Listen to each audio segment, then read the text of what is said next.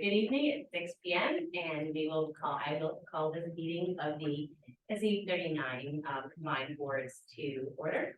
And I would like to start first with a short moment of silence in consideration of the events of the listing.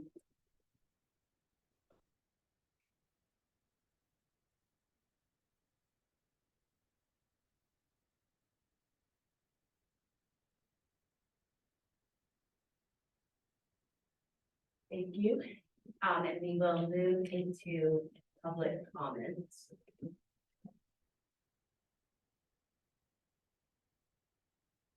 So if you're here and you would like to comment, use your name, and Shannon will keep time for us tonight.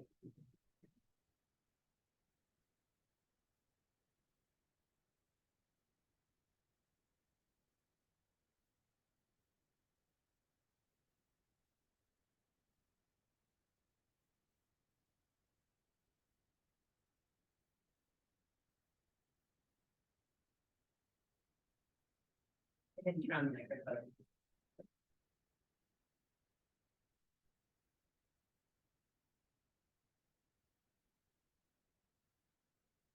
Yeah. Good evening, Aaron Kaplan, Amherst, New Hampshire. I come to the board this evening to discuss some concerns that stem from a reconsideration appeal for a book that a member of the community felt was inappropriate for this community. It's not the book that I am focusing on this evening. What the focus of this evening will be what I see to be violations of board code of ethics, which states refrain from using a position for personal partisan gain, violations of rules of procedure and the First Amendment by interrupting and attempting to silence a citizen during public comment, apparent violations of multiple school policies, and violations of the oath of office, which states you must impartially discharge your duties defined as in a way that treats all rivals equally. The first signs of issues was that the resource and consideration committee member names were completely redacted in meticulous fashion from documents provided not only to media, which is understandable, but also to the citizens of Amherst, which did not make sense. However, the name, phone number, the address of the gentleman that brought the appeal was handed not only to the public, but even to media, which is out there to this day. This is an issue, raises concern. Why was this done? In my opinion, what I've seen, I see evidence that this was potentially done for the purpose of covering up malfeasance. Previously, I chose to speak at this board, at this committee, at this hearing, because I saw community members at each other's throats, essentially, so to speak. And I wanted to propose a middle ground compromise to make both sides happy. Previously, a year prior, I had reached out to a sitting board member during her candidacy, as I had concerns that she might try to inject her personal politics into the school system. There were two other members running that also were politically affiliated. However, I didn't see any invitation to that, so I didn't choose. Mrs. Zimmerman, I reached out to personally and respectfully had a good conversation, what I thought was a good conversation with her. I explained my concerns. She alleviated those concerns by stating, I recognize that turning people against one another does little to solve any issue. However, I was confused approximately a year later when I was speaking at this hearing. And when Mrs. Zimmerman attempts to silence me not once, but twice. I spoke to address a man that rose and gave a divisive speech calling neighbors fascists, pushing our community down the path of division, which always leads to violence sooner or later. Mrs. Zimmerman remained silent to the speech. I rose and attempted to redirect our community on a path of mutual respect. Right, 10 seconds. 10 seconds. Anybody give another 4 minutes? So we'll take that 3 minutes. More will have to be the end of the meeting. Okay, well, if there's no one else speaking, there's 30 minutes of public comment. I don't need anyone in 30 minutes, but can I just work through this quickly? If the subject of the complaint, I'd like to have It's additional time to discuss it's fully serious whatever the concern is. There's serious allegations, and I feel that this community in this board needs to hear this. I'll try to. Do the additional 3 minutes. Okay. So, I rose and attempted to direct our community onto that path of mutual respect. I said, you are not my enemy, and yet you look at me as your enemy. However, Mrs. Zimmerman attempted to silence me. There were multiple other members that also attempted to silence me. But for personal reasons, I will be extending invitations to them as I did with Mrs. Zimmerman to discuss these concerns in private. Leading up to this hearing, I was aware that a political group that is run by Mrs. Zimmerman posted stated stop book bans. Very concerning language began being thrown around. These are the first steps to genocide. Fascism is alive and well. Nazis burn books. I stayed out of it. Spills over to the non-political and social media group when someone asked, can someone fill me in on the book ban? However, just hours before, that same individual, who I will not name, was comparing citizens to Nazi and the previously mentioned political group. This was not an inquiry. It was kicking the hornet's nest. Comments followed stating things like, beware the fascists that want to control how you live. I stayed out of it. Then a line was crossed. On a public social media page, details of the applicant, his minor children's personal details were disclosed publicly without his knowledge and against his wishes. I interjected as I did what I always do. When I see someone being wronged, even if I don't know them, which I did not know them at the time, I stood up when I spoke up. I interjected, I said that this was wrong. It should be taken down. In response, I got the shocking reply, if you can't stand the heat, stay out the kitchen.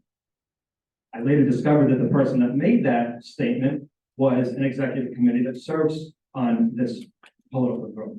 I also discovered that the conversation disclosing details on minor children originated from the household of a sitting board member.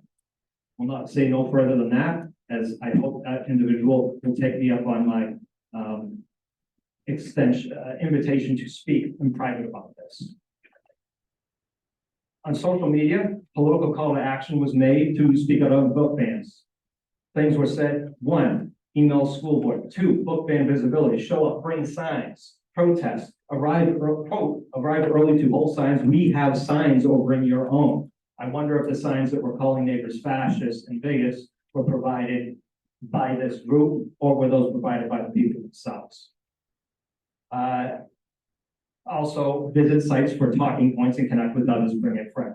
Compare that to a later in the same social media group, call to action on PragerU, which is it was concerning a statewide matter, and they said the same thing: email the Board of Education, visibility, show up and hold signs, visit site to get talking points. I have no issue with them talking about the Board of Education. They can certainly try to move the needle there. There's no issue with that. When they try to bring it into the school system, that is of serious concern and violates policies. Now, after the hearing, I saw posts that said, big thanks for ragtag team of allies from Milford, Wilton, Limeberg. We know people came as far as Derry. I was a bit confused why, when I was addressing the board, I heard people jeering behind me. Now I know why. This was not my community doing this. This was people from outside this community. They were called in here and summoned into the building. I made a right to know request on the resource committee members, just in excluding students, wanted to know who the members were. At least one request from another citizen was potentially ignored, a potential right to know violation. However,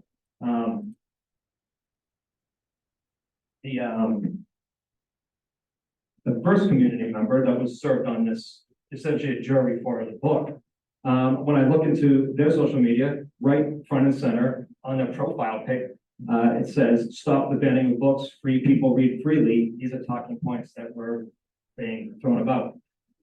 This is a potential policy violation, as right now on the school website, it says, to serve on this committee, you have to have the ability to set aside personal politics and engage with the materials at issue as objectively as possible. Essentially a jury. The last thing you want is a foregone conclusion in any jury. However, the second community member was much worse, as that individual runs or manages the online media for a political group, which I look at the sister or affiliated group to Mrs. Zimmerman's. Past posts had multiple references to fascist legislation, fascist politicians, going so far as to say, bold print, in quotes, this is war against fascists. And so when a gentleman stands and accuses others of being fascist, this stuff concerns me. After berating a currently sitting board member, that supposedly non-biased committee member then stated, along with Frank Baldwin, who was the gentleman that brought the appeal, we need to make sure that Mr. Aaron Kaplan does not run for school board in the future. Doesn't say elected, it says run. The only way I can see that you prevent someone from running for office is through violence or intimidation. If anyone else has any ideas how you achieve that goal, I'm all ears. But that is a threat. It puts two families in the crosshairs. It was wrong. I will refer to this member from here on in as a rogue member, because that is exactly how I view this individual. According to the BDF policy of the school, the board shall have sole power to dissolve any of its advisory committees. I suggest you look into that. This rogue member has even announced intention of getting on the Amherst School Reconsideration Committee. I had some words to say about this committee. I will skip that. There is about that board. There is evidence of other board members' close relationship with this rogue committee member. And social media, in response to someone saying, I'm sorry I missed the hearing, a sitting board member openly admitted, quote, it wasn't ever getting banned, don't worry. I'll say no more than that. I hope you take me up on my offer to speak with you. That rogue committee member participated in that exact conversation. I'm almost done. There is evidence of other members' close relationship with this member, but I'll skip past that. Wrap things up here. This is nothing new. The words of a recent school board candidate from last year said to a household member, Mrs. Zimmerman, you have insulted your way through this election season. Your words have been those of someone who believes the ends justify the means and use scorched-earth tactics that were unworthy. I'm paraphrasing. I'm in full agreement with that gentleman, except that he was applying that to the family member. I would apply it to both. Although I appreciate you allowing me to speak, you have done this community wrong. Now, the consequences of this malfeasance are clear. I've spoken with parents that not only discussed it, this isn't conservative, liberal, Democrat, Republican. I've spoken to people that range the political spectrum. Every one of them found this reprehensible. I've spoken with parents that have told me that their children have borne the brunt of bullying stemming from this and similar actions, including a student as young as middle school that was physically and emotionally bullied as a result of this scandal. There are other issues that will need to be addressed in the future, so that you can continue the rest of the meeting. I will request that we possibly do that in private or hold on till comment later tonight or another day. But that is all I have to say. Thank you. You can give a copy of that to today. You have a copy. It's just bullet points, so it's probably not really suitable. Is there anyone else in the room? Yes. So I don't know if I get to reply. I mean, I know we don't normally reply, but I, at some point within the 30 minutes, want to reply. If I need to go sit there, I will. You don't have to get. I would like to, I just would like that opportunity. Would you mind if this member of the community? Absolutely, no, that's fine. My name is Charlene Brown. I'm a community member in Mount Vernon, have been for 16 years. And I'm also a member of the SAU 39 family. I'm a teacher in Mount Vernon. I'm here tonight. I've never been compelled to come and speak before this board, but I, looking over some notes or budget recommendations, this is the first time I really feel like I need to come speak and offer my opinion or thoughts. It has to do with the fact that there seems to be a recommendation that we take our current administrative lineup, and I mean people at the top in terms of superintendent, assistant superintendent, and then what I can only interpret as a demotion to a director of curriculum and accountability. And I'm here to speak against that for a few reasons. And I also am hoping that maybe you all can give me some clarity on what the expectations for those job descriptions are. And trying not to make it personal, I know that the educational landscape is changing. I've been a teacher for 26 years. It changes and has changed since COVID, in leaps and bounds. And what I know we need, what I have appreciated as an educator, is someone who knows brain research, understands best practice in education, knows data-driven instruction, is relatable to me, inspires me to be the best educator I can be. I joined the SAU 39 family in 2007.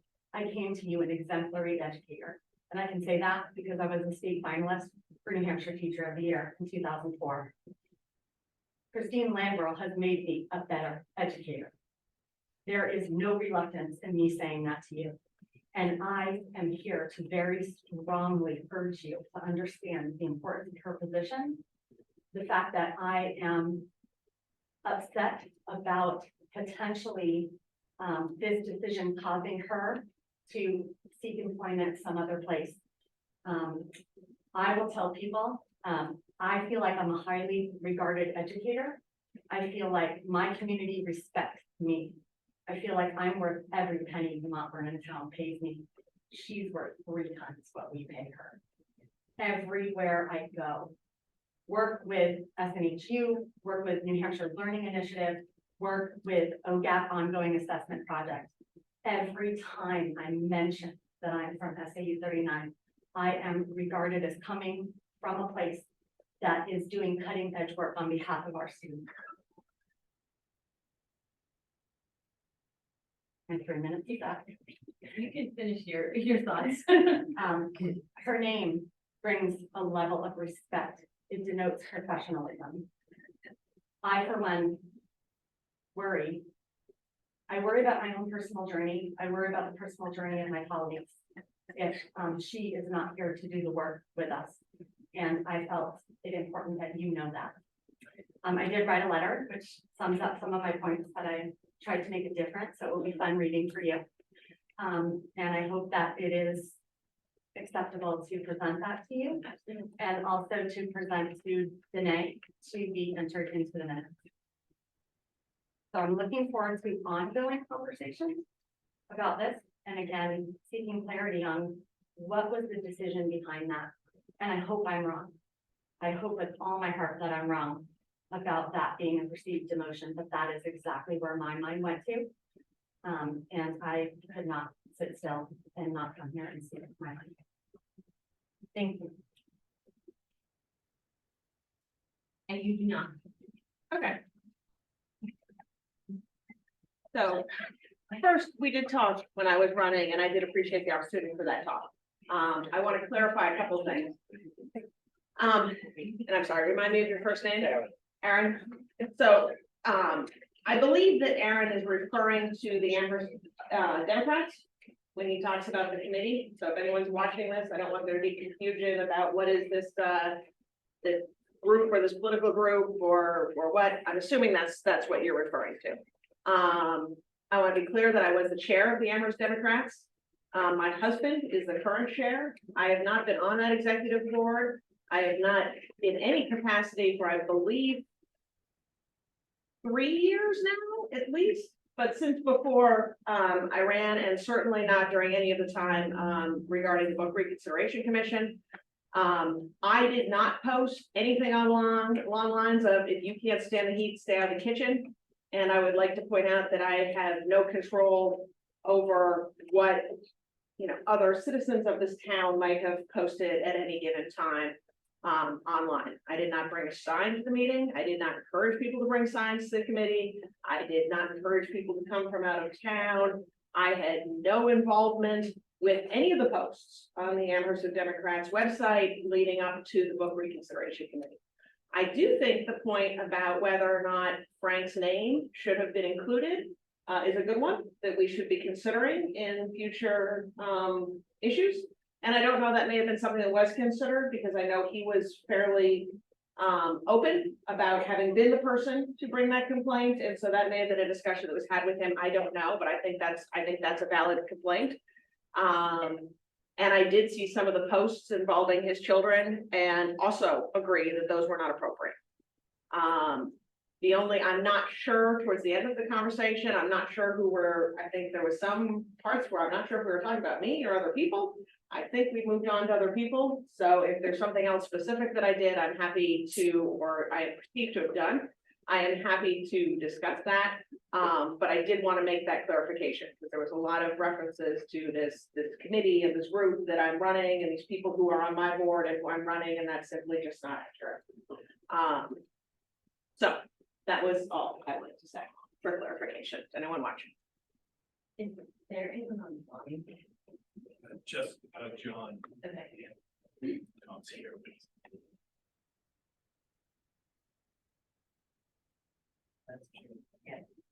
Mr. Glover, can you confirm if you are alone and unable to attend tonight? Yes, yes. Thank you. Okay, at this time, I think everyone's had an opportunity, so we'll close the public comment and move into. Chair Peters, that one picture there, you might have take about 30 seconds to just tell the relevance of that to this community, a story that this community should know. Shows a better way forward. I think I'm gonna, I asked you to wait till the end of public comment. I appreciate that. Thank you. If not tonight, I might not be able to hang around.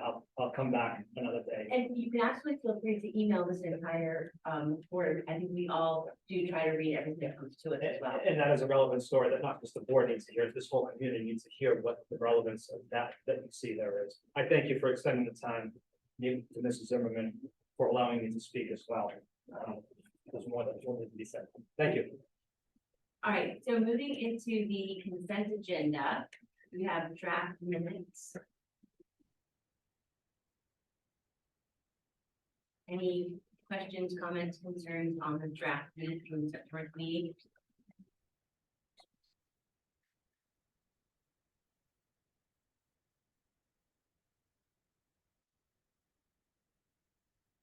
So we would like to make a motion. So Jeremy makes a motion to accept the minutes. Seconded by Ms. Bruns. Any discussion? And because we have Mr. Glover online, I believe we have to do a roll call vote. So we will start with Ms. Bean. Bean, yes. George, yes. White, yes. O'Keefe, yes. Converge, yes. Gothier, yes. Peters, yes. Gascoigne, yes. Lawrence, yes. Brown, yes. There you guys. Open to yes. Daniel, yes. Liz Zimmerman, yes. Glover, yes. Thank you. All right, and then moving on, we have reports. Any questions, comments? I think we'll start with. You have any comments on yours? Oh, sorry. Treasurer's report. We have anything anyone wants to talk about out of these reports? Well, we are making good time, friends. And now we will go to Superintendent Mike Berry and the Superintendent report.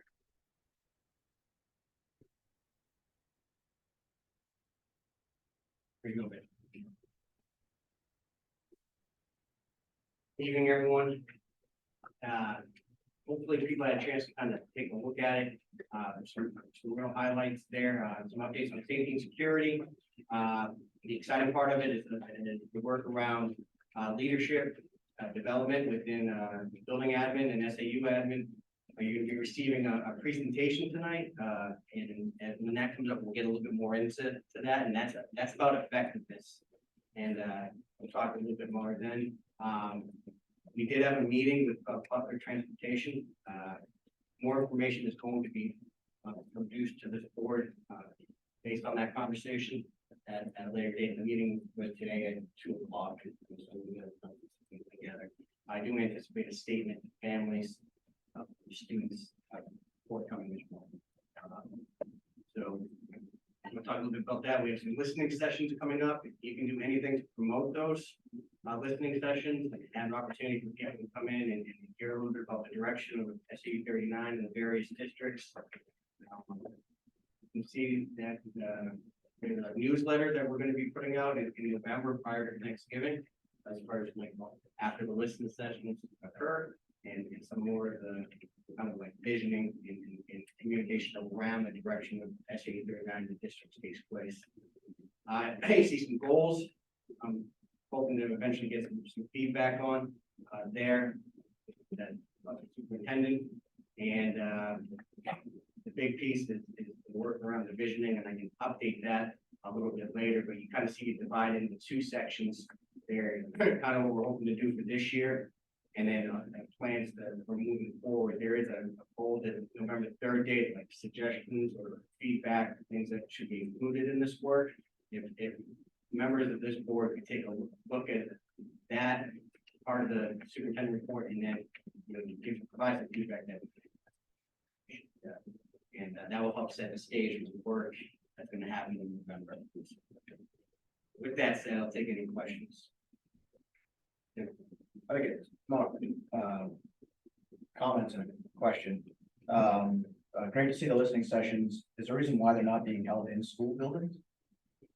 Thought the library was a good partnership for people, and it seems to be a place that, as I try to form partnerships with the SAU, getting into other places and working with the library, that was the thought process there. I do understand the benefit of bringing people into the building for sure, but I'm trying to get some attendance and build our partnerships there. So thank you for that. And then contractually obligated to say it's great to see goals and visions. I would still encourage all three boards in the district to work towards the ultimate plan of a 5-year strategic plan.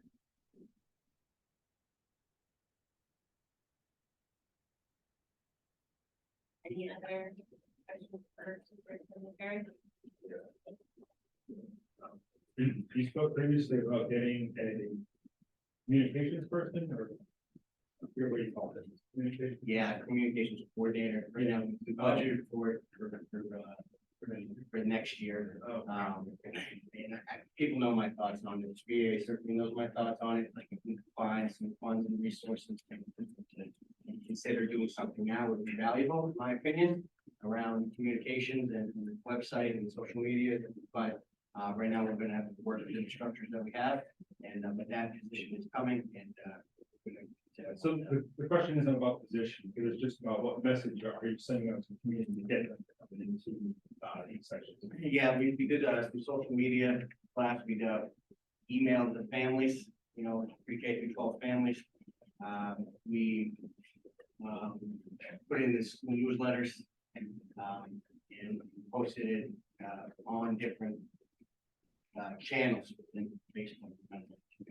Okay, because my concern is the people who are voting against any of our budgets are not the ones that have children attending the schools necessarily. They're the rest of the community. So if there's any ideas you have to outreach to more of the community, I think that would be a good idea, but I have these suggestions. Now, I have some thoughts that as we get into November, you'll hear them. Had some preliminary conversations. They're not preliminary. I had conversations with chairs around that and other people at the SAU. So more to come on that. Appreciate that. Okay. One suggestion that the town of Amherst is now doing a monthly newsletter, to which broader community members might subscribe to that, as opposed to just the stuff that comes out of the district. In Conval, we used to have all of us, but the board chair would submit essentially an article to every town to include in their town newsletters. So something that would be another venue to put those types of things. Appreciate that. Yeah, Mount Vernon has a town flyer as well.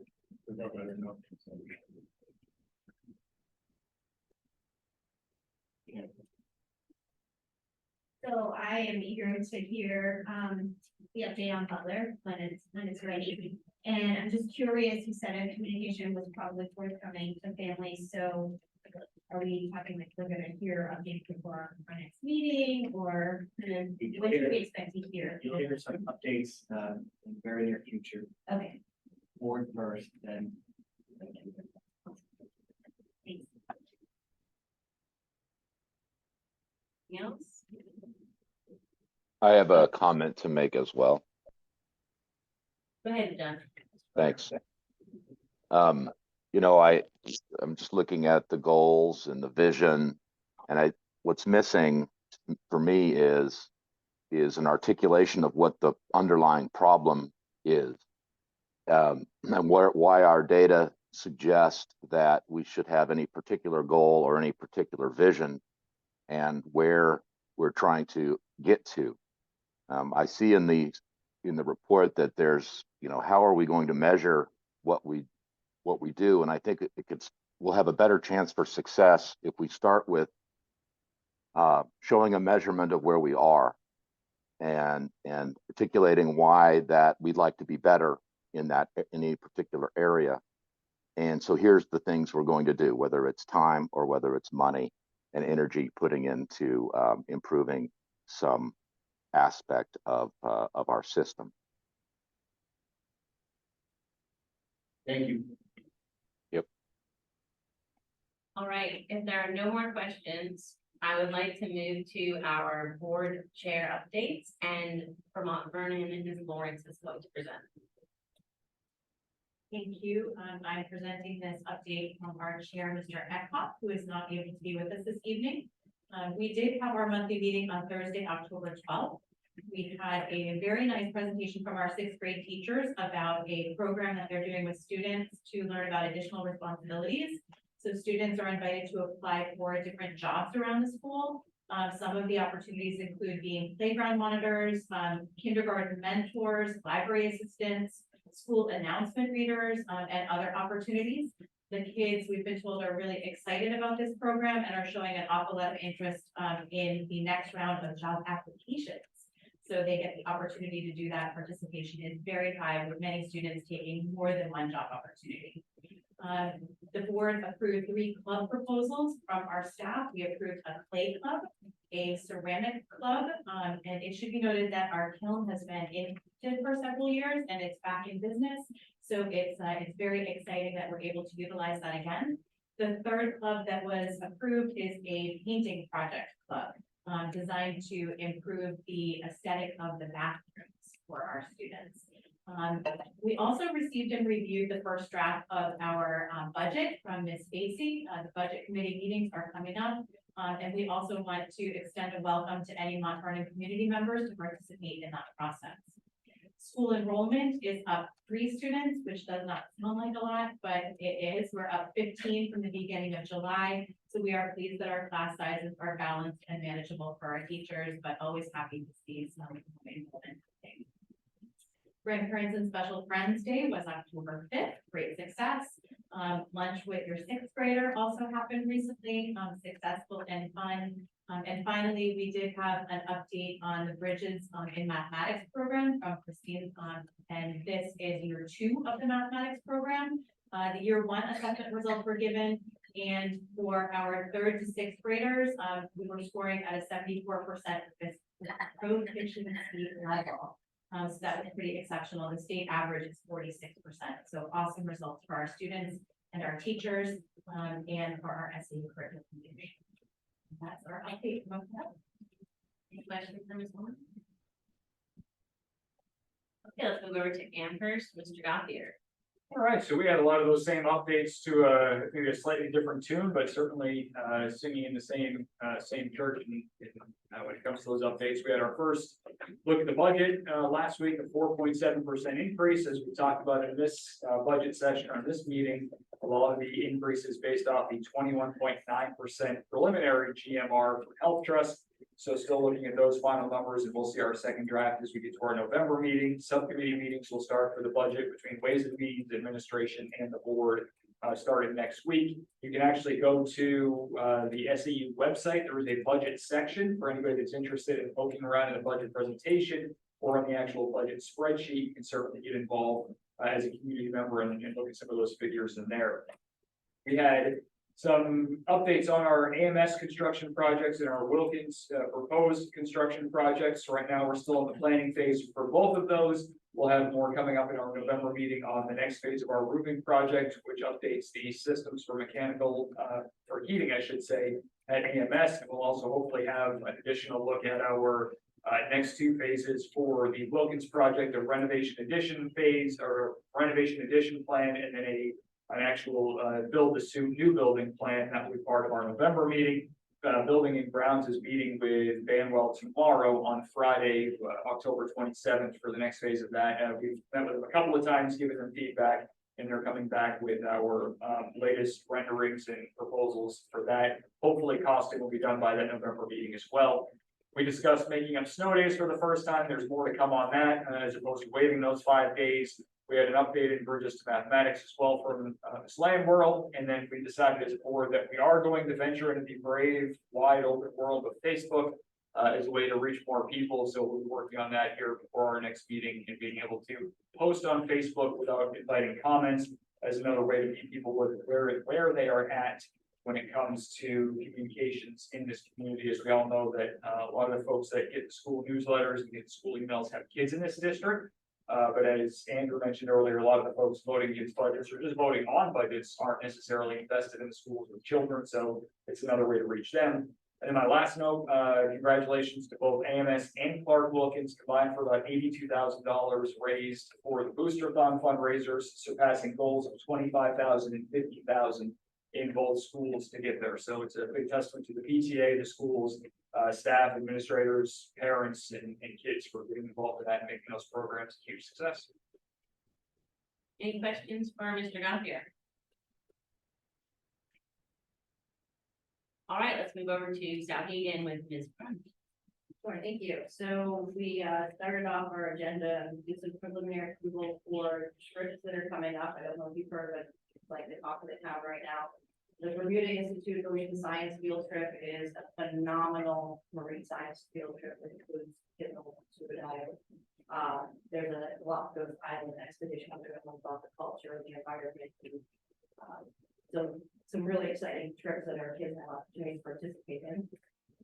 We went to talk about our first draft, which we currently have a 1.4% increase.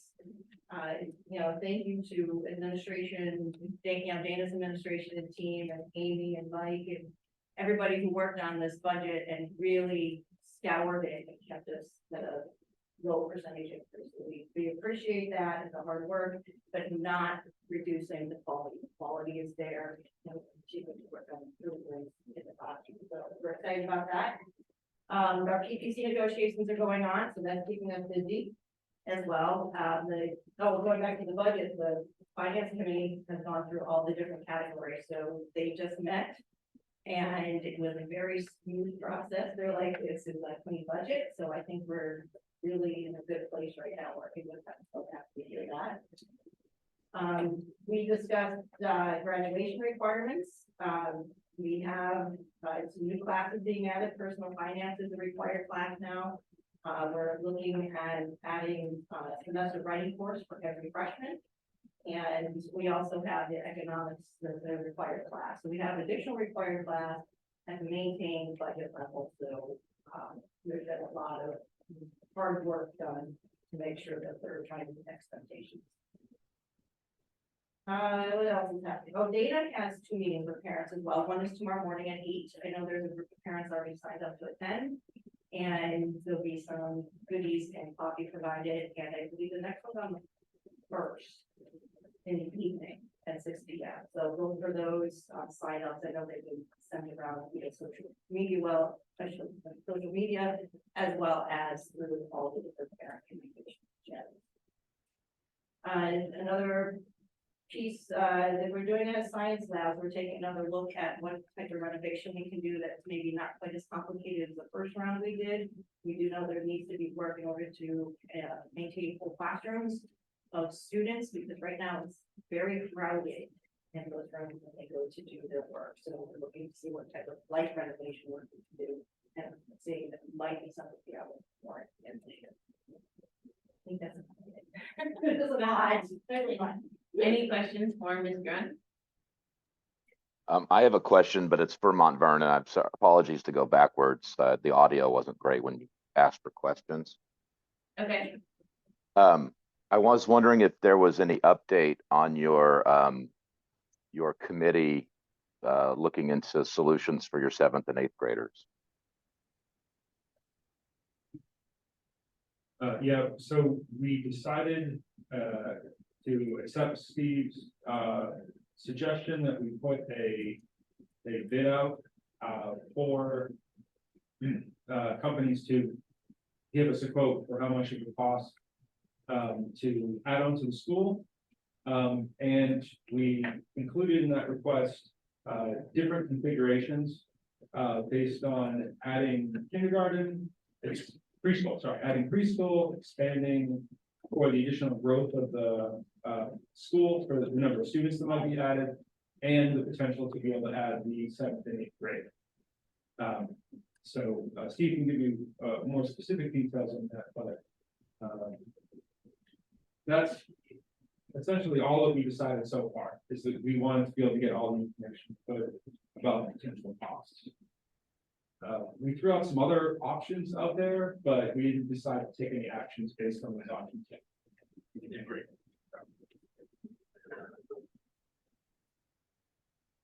I think this, yeah. Question? No, okay, question done. Any questions for SAU? All right, then we will move to Assistant Superintendent Steve Chamberlain and a presentation on educator effectiveness. Right. Thank you. I appreciate the time and I appreciate the grace from my boss to allow this to come out yesterday. The other ones last for grace on the other report as well. It's been busy around. Just a little bit, I've submitted the update in the packet, just some highlights. And this is one of the many things teachers commit themselves to in the summer. I think we probably had 20 staff members together to work on educator effectiveness. This is our second summer. We did some last summer and this continues the work that was done pre-COVID. So it was beginning teacher effectiveness, as I said in the memo. We moved it to educator effectiveness to also include the evaluation of support staff paraprofessionals, which is omitted at this point in our work. Actually, Charlene was on the committee too, so thanks for coming. Just some things, you know, as I talked about last year when I was in the seat over there, the effectiveness work, the evaluation work really needs to be consistent throughout the SAU with the superintendent nominating and support. It really is nice to have the same procedure and process throughout. And it's interesting because it also deals with collective bargaining, the evaluation process and our parts of collective bargaining. So it was very collaborative, worked in the summer. One of the things that we talk about quite a bit, one of the themes is what happens when you have the turnover that we've had in schools and in this SAU, and how difficult it is to build trust and how much trust the trust component is on teacher evaluation. As I wrote in the packet, in that we believe that feedback is care. We believe that everyone deserves a growing or an improving instructor, and that happens easily, more efficiently, more effectively when there is a foundation of trust. And so one of the guiding principles was trying to do what we say we're going to do. I appreciate, I think all the boards have regular updates from the building administrators about progress and meeting our expectations on evaluation observations. I think that's wonderful. I think it's wonderful to get the board to that focused on this, which we think is a key point in improving our instruction. Couple of, I think, real strong progress is that we will be having a summative this year for the really for the first time in our school districts, where teachers who are on the verge of a continuing contract decision as well as part of their regular 3-year credential. So within 3 years, everyone will have a summative. That is an entire reflection on their entire body of work, which we think is really strong. We're also linking our evaluation of professional development. Again, this is more efficient, and this is really a foundation of a partnership between an administrator and a teacher that we collaboratively work together and talk about what areas we think we can improve in. We presented this to the faculty a couple of weeks ago. It's going to be iterative. This is a pilot year, especially for our pair and some work on our summative, but we're going to work together next summer and improve it continually. The couple of days in summer were very productive, very collaborative, and I think goes to beginning this notion of trust and how we build an evaluation system based on improvement and support. So I think we're in a good direction. I think we made some substantive changes that get closer to best practice in this area of our operation. Any questions? Thank you. So I don't have any questions, I just want to say that I was able to participate in those meetings during the summer and seeing the conversations and the collaboration that occurred between the teachers, staff, administration to come to an alignment of where they would like to see what was important, the amount of work it took, what getting a quality product, I thought was great. It was incredible work that was done. It was thoughtful and it was, the communication was just kind as well. So I just want to thank everyone who was involved in that work because I think we have a very good product going forward and, just want to thank you. I appreciate it. I appreciate the participation. And I appreciate the climate. I got some feedback afterwards. They said it was really nice for both parties to have open and frank conversations, even about trust, because that is easy. I'd like to echo what Stephanie said. I think it's refreshing to hear that an evaluation process is being built in concert with the evaluators and the evaluatees. I think that bodes well for the success of the program. So nice job. Thank you. Anything else on engineer effectiveness? Then we will move on to both of our superintendents who will give us a presentation on the effectiveness of SAU 39.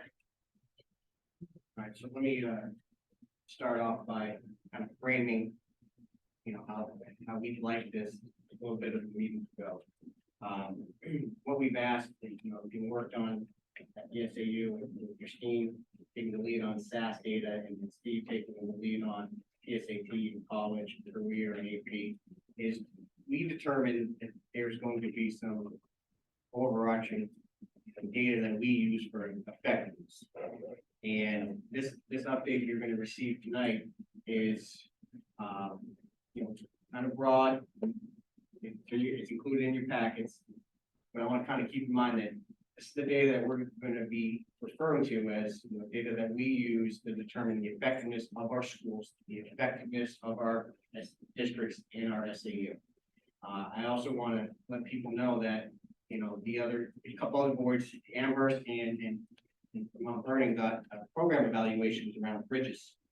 And then so we kind of evaluate the program with that data. And then there's data that we use internally that goes a little bit deeper at growth and helps us with the trends amongst grade levels, students, and programs internally.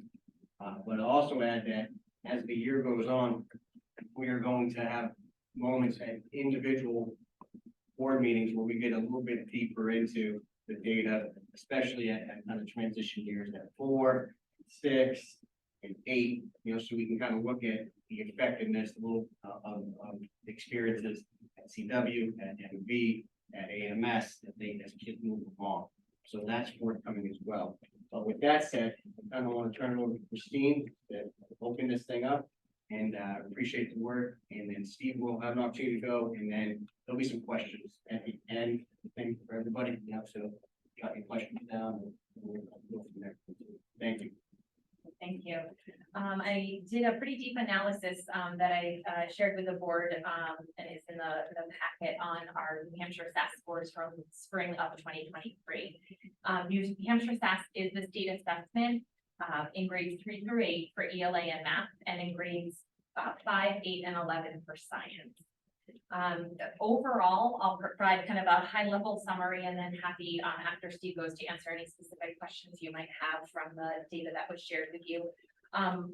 Overall, we're continuing to show some really strong pandemic recovery in many grade levels. We've rebounded and we're back on track from where we were, which is very strong. They're overall nationally, when you look at assessment data, at many grade levels, there isn't full recovery yet post-pandemic. So important for us to note that at many grade levels, we do have strong recovery there.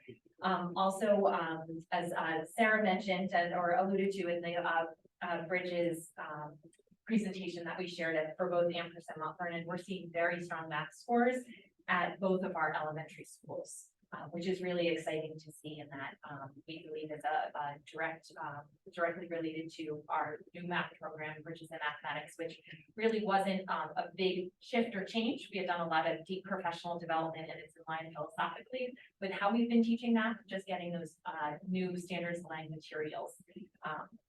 was a huge benefit for our teachers and for our students. So that's a really exciting piece.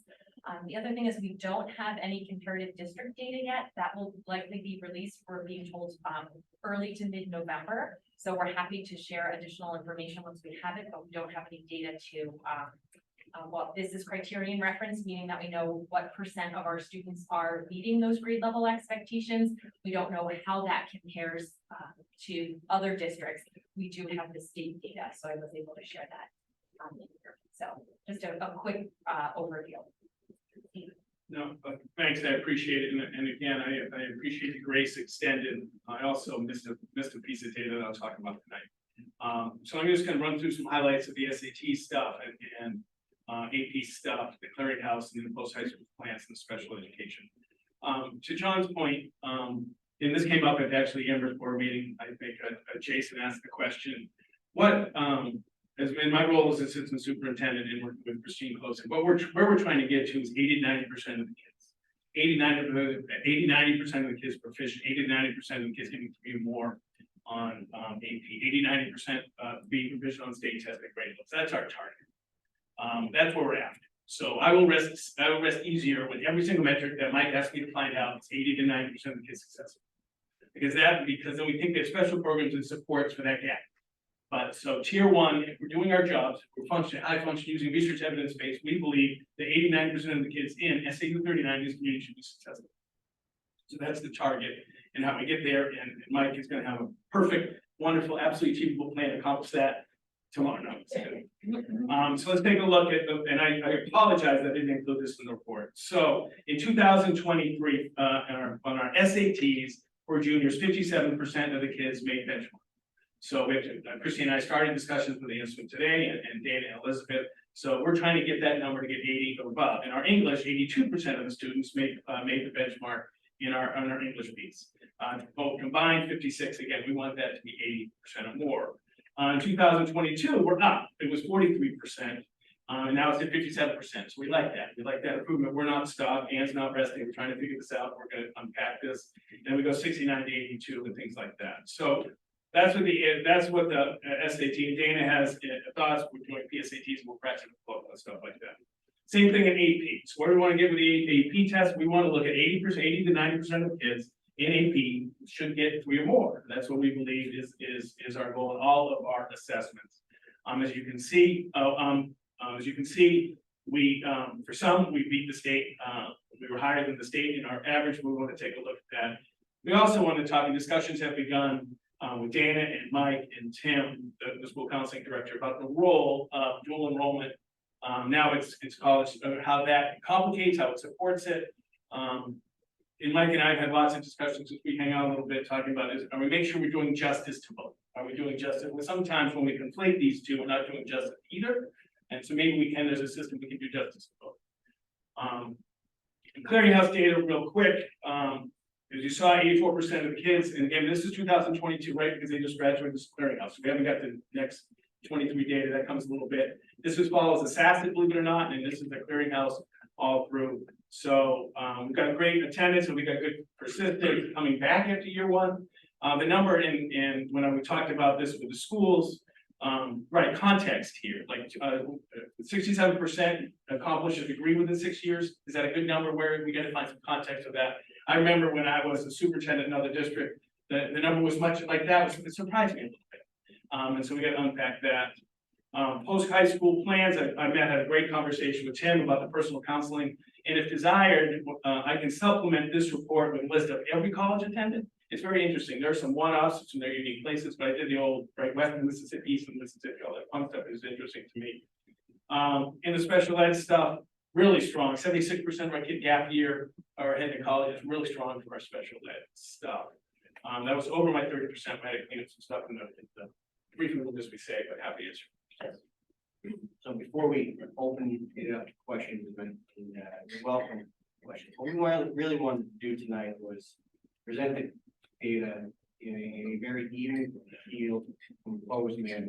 For me, data tells the story. It tells you, things that are going well, things, cohorts that are doing well, schools that are doing well. It also shows you the areas that you can improve and presents a dilemma or a problem and look into and say, hey, what are some possible solutions? But one thing that needs to occur and will always occur, regardless, the data will be presented. Will be presented in a very, open, transparent, manner. That's the only way that I'm comfortable operating as a building administrator and a district administrator. With that said, in the next couple of weeks, there'll be a data dashboard released and sent to all families of students. Over the last 3-4 years, will be linked to the website. It is modeled after some of our comparative districts, so that is out there for public consumption. We've worked extensively with our data specialist at the SAU and our data specialist at South Egan, kind of formulate that. We think between this presentation is going to happen at the district, data being out there, and us addressing some of the dilemmas and keeping a good work on some of the things that are happening and modeling in those in different places is where we would like to move towards. And so I appreciate people, you said grace, patience, as we kind of work on it. And we are giving, we are working and we are working on, looking at the data and determining what we can do to make sure that the outcomes match the desires of what people and families want, but really what this community deserves, and kids are learning and they're getting the best educational experience that they can. So appreciate that. We'll open it up to any questions. You just jump in as. Thank you. One of the things that I really appreciate Tim's leadership, I've been talking about since my second month here about getting a post-high school survey. John, John's gonna say that. Don't know exactly I meant it. Tim has already started thinking about it. He's getting some resources from other schools, and we're gonna have a post-high school survey. It's why went out of every degree after 6 years didn't do it? Was it they decided to start their own business in entrepreneurship, like a couple of people that in my past life, when we did the survey, started a painting business, now it's 7 trucks. Co-ed naked, you heard co-ed naked, that came from a hot graduate. But we're gonna unpack some of this with some qualitative data I talked about, and that is a meaningful survey to ask why and how. And because I always talk about this, I'm very interested in happiness, very interested in kids. If we're successful, if the kids are doing what they want to do in a way that they want to lead their life. And for many, that's a college piece, for some it's not. And I have no judgment either way. I just want to know, did we help them lead the life, their best version of themselves? And we're gonna find that out. And I'm chagrined that I've been able to accomplish that little task. But I'm hopeful, optimistic.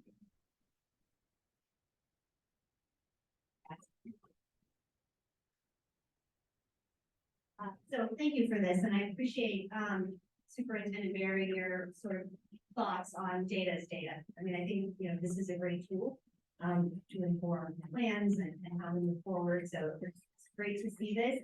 I'm curious, as we prepare to roll this out to students in our community, there are other tests that are taken and other measures of data. So could you speak to why these are the ones that were selected to continuously and consistently put out to the community and in this fashion, and why not others, and how we use those others in a meaningful way? Yeah, that's a reasonable question.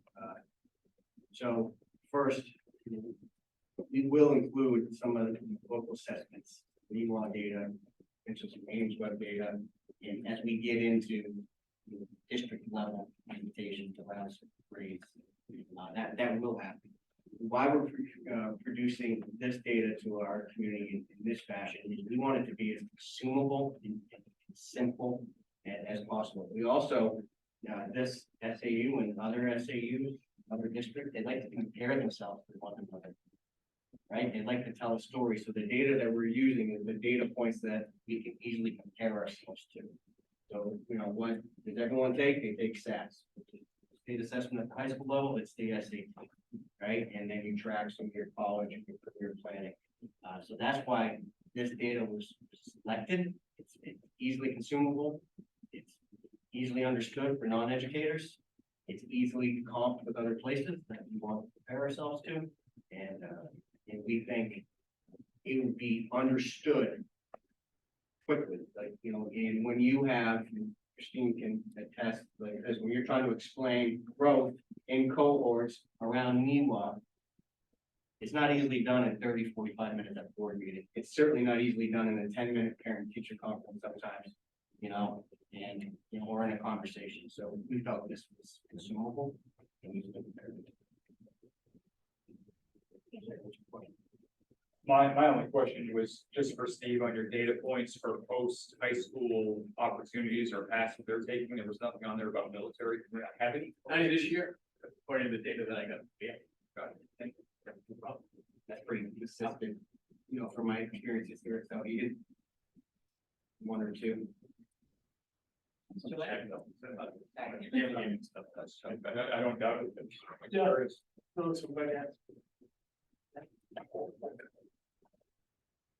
I just have, one question, and I do understand that there's kind of like two paths here, right? We do kind of two things with this data, which I view as more important, is informing instruction, making decisions. And there's two, which while it's not unimportant, but right, it's sharing, and helping them understand. I guess if you could speak to, and maybe this is the second one, the community component, like, if we're saying that we want to get to 80 or 90%, why do we care about the community doing it? I'm gonna go last. I'm gonna go last. I don't. So I guess I'm wondering, like, why do we select data based on what was comparable to other communities? I'd rather select data that's better. And I'm not saying that this is the, I'm just saying, like, the lens that I would prefer is what data is good, better inform instructional practices versus which data is going to help us compared to Bedford or Lewiston, you know, whomever. Because I know at the Amherst level, people have spoken before, like, those communities have a different set of values, and so their scores might. You're absolutely correct, right? I'm not trying to. You might understand all, education, yeah. right? You know, Yeah, I'm basically cheating. your career, right? And, so the bottom line is, at the end of the day, we care about our students' performances, our students' learning. But I can tell you other people beyond outside this room and the walls of schools, they might not just care about that. And so for us, the most important thing is the data that we use, that their data set that we talked about, and internally, like the NEWA, the AIM, the local assessments, the reading, the intervention, you know, assessments that they use. Those are things that we put a real value on internally. And as we get into some presentations where we have a bit more time at the district level, we'll get into some of those to explain that piece. However, you know, data serves multiple purposes for us. And, you know, explaining it tonight is, I want to get used to it because, you know, for years, you know, maybe we didn't do the best job of explaining consumable data and owning it. And, you know, for me, that's something that we had to do, right? And so I think that's where we're going, but I completely agree, you know, and I care more, you know, about what our kids do. Never chase scores. One day we woke up and we were number 3 at White Mountains. How that happened, we had to go back and like assess and audit what we do to make that happen because we didn't understand exactly what we did. You know, all we did is what we thought was best for our kids, for our community, and that what they value. What we're trying to do here is try to figure out what's best for kids here in Amherst and Mount Vernon, and figure out what people value. Because we serve at the public, you know, we are public servants, right? But we also are experts in our field. This is our life's work, so we kind of know, right? So it's trying to blend that, right? And I do think this community has a difference of opinions.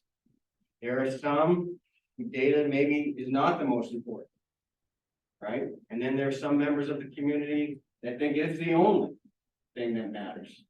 And finding that balance on what we know is best educational practice that's going to get us the outcomes that we want, that is going to allow us to care about the student's experience, is the responsibility of SAU administration, building administration, and partnering with teachers as we do it. So that's kind of how I would answer that. Good question. Thought about it a lot. I know stepping ahead then George. So one thing I just wanna, I wanna appreciate, and I wanna make sure that we kind of keep it in the back of our mind. So one of the things in our budget is we currently in our learning commons have someone who's like a math tutor. But she's more than that, I mean, she tutors the kids and she does a lot of one-on-one group, and it's amazing this math table that exists there. But she's also taking like our SAT data, and she's looking at it and saying, what is it the kids are typically missing? And she's working with the teachers to make sure our instruction practice includes those pieces that might be missing. So in our budget, this tutor used to be paid for with ESSER funds, that's gone away. Now we are adding to our budget this tutor. And it's directly tied to some of the success that helps, better instruction practice, help the students boost the students. So anything we can do going forward when we build budgets, we can tie it back to this stuff, I think is highly valuable for us as well to communicate back to why we're making these changes and improvements that we're doing.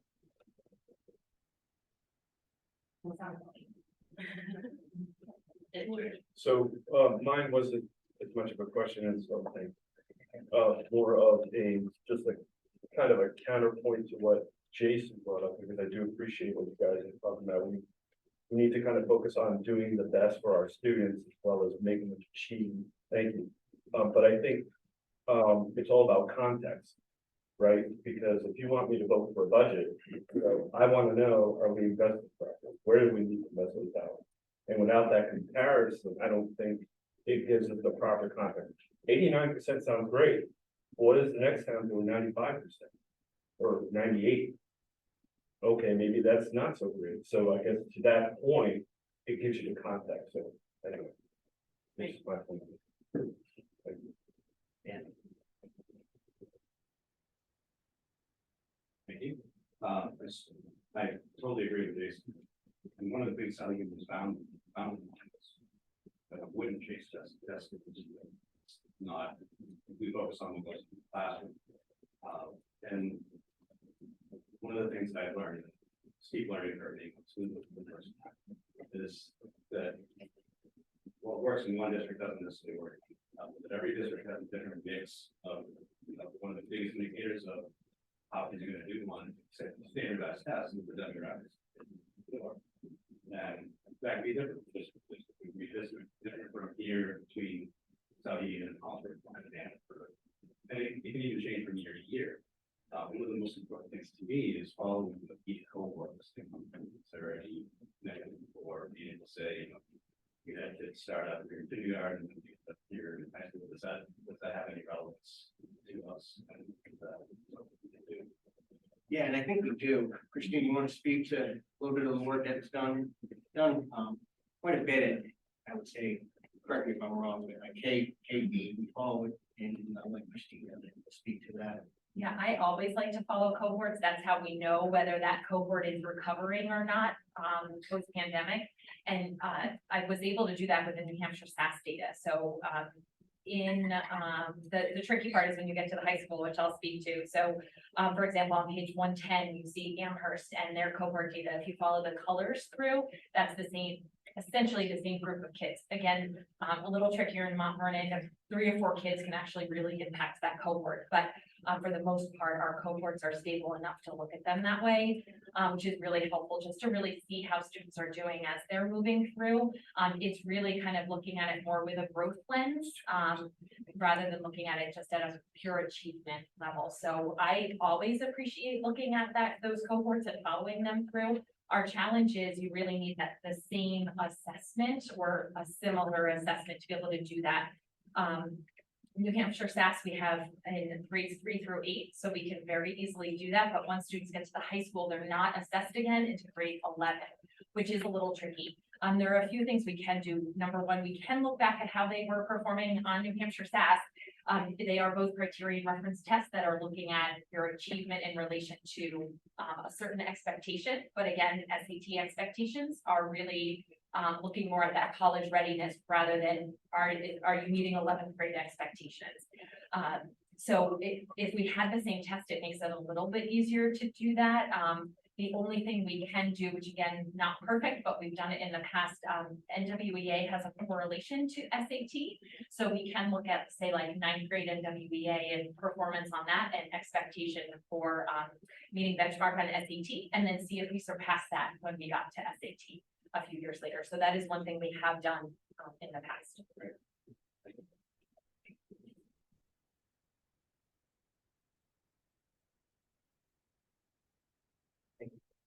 More work on this to come, but thank you for the initial presentation.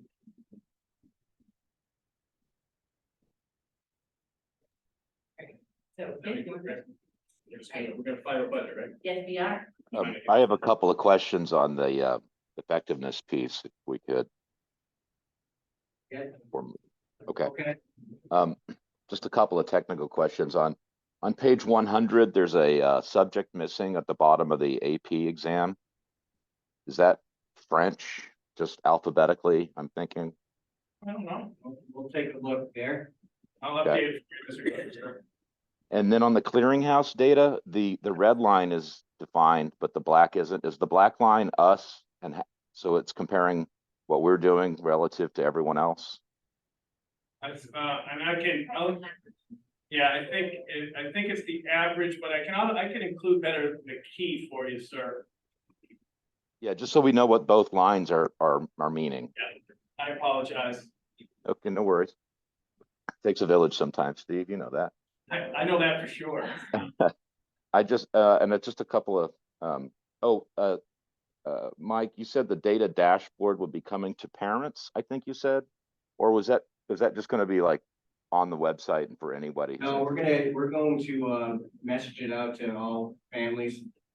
And then we're going to link it to the website, so they're gonna get a little memo from me and a communication from me around data and how we're using data, and that will go out. And then we will link it to our website so people can have it. Okay. And then I appreciate the you guys putting some older data in there, but it only went back, some of it only went back to 2019. Just wondering, to the extent we have even older data, that we can look at a longer trajectory. And that would be fantastic. Yeah, we can look into that, you know, for us, you know, we have kind of 5-year increments is typical practice for educators. It's with you know, it's the appropriate kind of like time frame of certain kids, like 8th to 12th grade, 3rd to 8th grade. That's kind of where we kind of got into that stuff, but we can look into a little bit more. And we're really interested in 2019 and 18 data, if we can get it, because that's pre-COVID.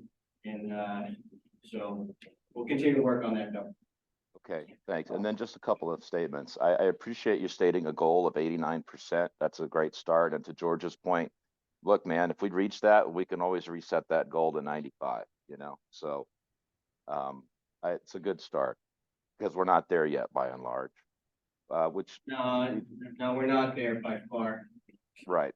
And That was a good number Steve threw out as an example. And I got to give some kudos. It's gonna be linked. I got to give. That is the knowledge. John, do you have anything else? Yeah, just last piece. I got to give some kudos to whatever Mount Vernon is doing. Those numbers are outstanding. They're dang near at that goal already. So what a model to follow. And I'm really worried about the 7th and 8th grade numbers in this data. Some of them are below 50%, and that's troubling for all of us. Yeah, no, we're aware of the data, John, too, as well. And Steve and I just met with Anne to really talk to her about math and the math work we've been doing, and then also to review the assessment scores and where students currently are, and you know what they'll be expecting to receive at the high school. We are still digging out from the pandemic, especially well, really both in ELA and in math, but middle school math is an area of focus for us, and we are piloting new math materials in 6th or 8th grade. And when we get into the district level, you know, we're going to be talking about, you know, Mount Vernon data, Mount Vernon, you know, Amherst School District data in Amherst. Because, you know, even with in our own SAU, it's different experiences in different places. And I think it's not always the same path, it's not always the same environment, it's not always the same cohort of kids. Like, and so I just want people to understand that, you know, when we look at data, it is in a very composed, you know, realistic manner. And we try not to get too high, get too low over it, right? And we just keep plugging away. But I think I can assure you, all the points were brought up, like, we're gonna use it. We're gonna use it, otherwise, it's not worth spending time into it. And so I think I need people to understand that. And we'll keep reporting back out, and I appreciate it, Shannon. I know you have. Yeah, it's just one follow-up question, because I had the same sort of impulse at John when I first looked at it, like, oh, I want to see farther back than 2019, but then I sort of remembered hearing at some presentation of scores along the way that the test had changed materially, that it wouldn't really be a fair, you know, it wouldn't give us a trajectory that we're looking for. Is that accurate? Yes, so 2018 for New Hampshire SAS, that was the first year of New Hampshire SAS. Before that was the Smarter Balanced assessment that our students took. And then, which again, we probably, I'm sorry. Before that was kneecap. And yes, and then before that was significantly different. We had kneecap before that. So if we go too far back, we're actually looking at a different assessment, which I used to still provide the Smarter Balanced data along with New Hampshire SAS when we were newer to New Hampshire SAS. Steve and I had a long conversation this year, and I said, hey, I think it's time we take the SBAC data off here. We're going so far back, it's a different assessment. We had enough years. Okay, thank you. Is the information, when you look at the test scores for SAS, is it broken out by individual student name, or the students recognized, so you can see individual name? How do you have to go get the reports? Yeah, so we can drill down. Yeah, the reason I asked that, I'm just curious seeing the, you know, K through 6 numbers in Mount Vernon compared to Amherst, and I'm curious how that translates in 7th and 8th grade as well. What those math scores are, you know, is it evenly distributed? Is it Mount Vernon kids are excelling and the Amherst kids are further behind, and what's weighting at that average? So Yeah, we were just talking about this the other day. We have Mount Vernon often asks us to take the 7th and 8th grade data from AMS and disaggregate Mount Vernon out and provide the Mount Vernon data to the board. So we're happy to do that and then provide just the Amherst data to the Amherst board as well. I have not done that for New Hampshire SAS. In the past, we've done it more for NEWA often, but happy to do that for SAS. That's helpful. I think if you have both beneficial too, you know, if each board can see both, then see. Yes, yeah. Any other questions? All right, let's talk about budget.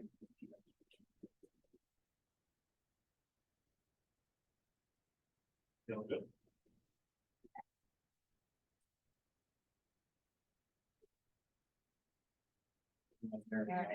I'll take care of it. Thank you. Just gotta make sure that we're fired up here. All right. We put momentum. So while Steve's doing that, I did share the presentation in school board members and budget committee members. And it's up on the screen and on Zoom as well.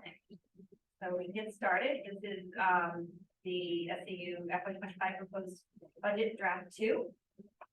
So just to remind folks of our budget drivers in personnel, we actually have a small revision to the health insurance increase. It's 21.8%, so 21.9%. Didn't make a whole lot of difference. Dental is remaining at 4.7% increase. We just a recap. We talked about the position changes, which resulted in a net reduction in salaries. We have a 3% salary and benefit increase pool and an additional $5,000 merit pool.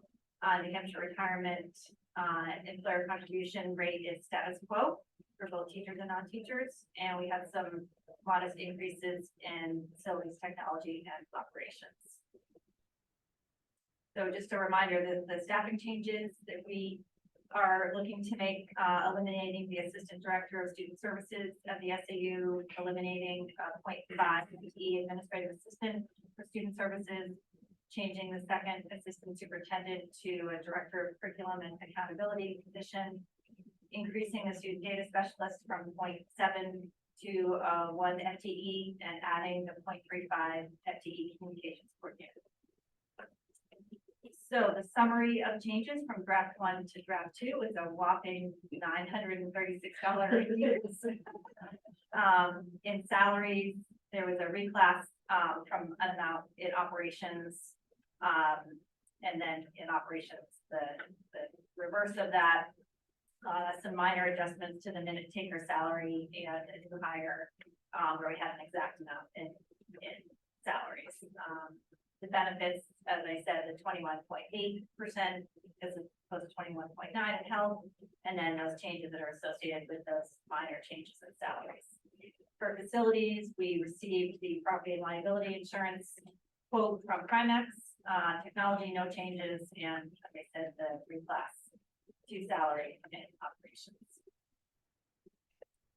So the total proposed budget change went down a little bit, so it's still 1.4%, and the total increase is $42,353.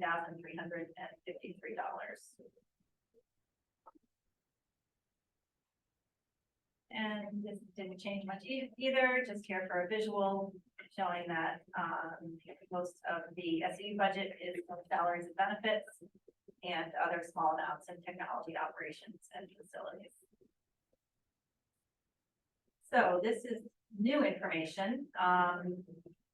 This breaks out the apportionment to the school districts. The only caveat is that I do not have the ABNA from the New Hampshire Department of Education. We just recently submitted our October 1 enrollment numbers, and that's what they use to calculate ABNA. It's a little bit later this year. I have spoken to New Hampshire, the DOE, and they're hoping to have this out soon. We will certainly have the ADMA for the public hearing in November. But the enrollment numbers are close to the ADMA. They're just a little bit different. They do a more specific calculation. So we will have that. But I wanted to give folks an idea of what the apportionment would be. So I used the October 1 enrollment numbers. So the way we calculate the amount to be apportioned is we take the SAU budget, the expenditures, and offset that by any unassigned fund balance, as well as anticipated E-rate revenue, which is some funds that we get to use for some of our technology work that's done. So the total, it basically is two revenue sources that we can use to offset the expenditures. So the total SAU budget to be apportioned is the $2,894,876.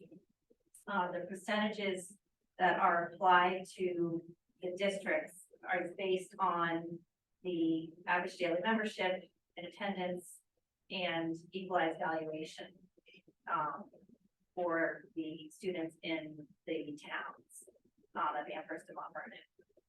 So as I said, I don't have ADNA, but I used October 1 enrollment numbers. So the apportionment for Amherst is 58.65%, Mount Vernon 10.53%, and Sauhegan 30.82%. So you can see the total amounts of the apportionment. On the next slide, I'll show you how that changed from the current year to the budget year. Oh, actually, I lied. So first, this will show the apportionment comparison, the total comparison of expenditures and revenues from the current year to the budget year. So as you see, the expenditures from 24 to 25 went up by the 42,353. However, we have more revenue, which is great. So the revenue increased by $99,647, which means that we are apportioning a lower amount, by 57 to 94, which is great news. So this slide shows the actual apportionment change in both percent and dollars for each of the three school districts. So the change in Amherst, the small increase in 0.73%. However, in dollar amounts, it's gone down by $11,991. In Mount Vernon, there's an increase of 0.68%, but the total dollar amount is increasing by $13,945. Vernon has had an increase in students, which is really what is causing that increase. So Keegan, there's a decrease in percent by 1.41% and a decrease in dollars to the budget of $59,248. So, and then the total, as I said, decrease to be apportioned is $57,294. And then next steps, tonight's the budget presentation. I'll just say briefly, we did have our first SAU budget committee meeting a couple of weeks ago, and there's new members. They were presented with the budget. I explained the question submission form, and went over the budget file. There's 2 more meetings scheduled for them, which I think is good. There's some new members there, so we'll have 2 opportunities to meet with administration and ask any questions prior to making their recommendations for the public hearing. So once I have the updated ADMA numbers, I'll get this updated, and I can actually send this out to you prior to the public hearing. See that ahead of time. So, and there have been some questions in the budget file, and we're all up to date and answering those, but feel free to put in more questions.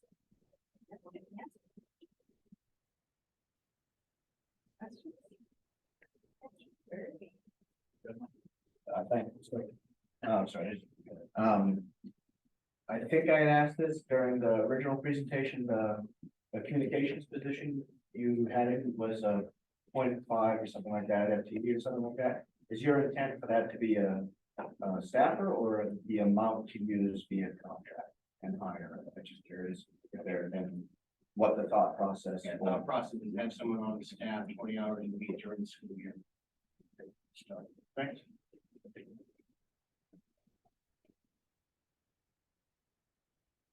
Okay, can you describe what the revenues are that are in the CU budget? Yeah. When they increase. Yeah, so it's mostly the unassigned fund balance that it's basically a 2-year. So you take a look at what was, I'll explain it better. So the unassigned fund balance for FY23 was $243,577, and then we retained for this current year $74,997. So the balance of that is what is able to be offset for FY25. So it just changes every year based on what's left over the last 2 years. Yep. And the E-rate went up a little bit. We're hoping we're not too aggressive, but we do have some fund balance left in that as well. So in case we aren't able to capture all of those funds back, we can apply that. So maybe, yeah. So, Amy. Yep. Just real quick, nice work on the budget, first of all.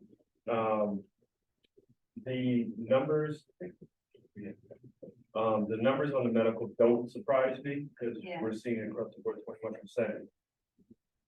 Unfortunately, it is what it is. There aren't that many providers in the state of New Hampshire, so we're actually very limited in who we can use, and everyone's bumping up the rates.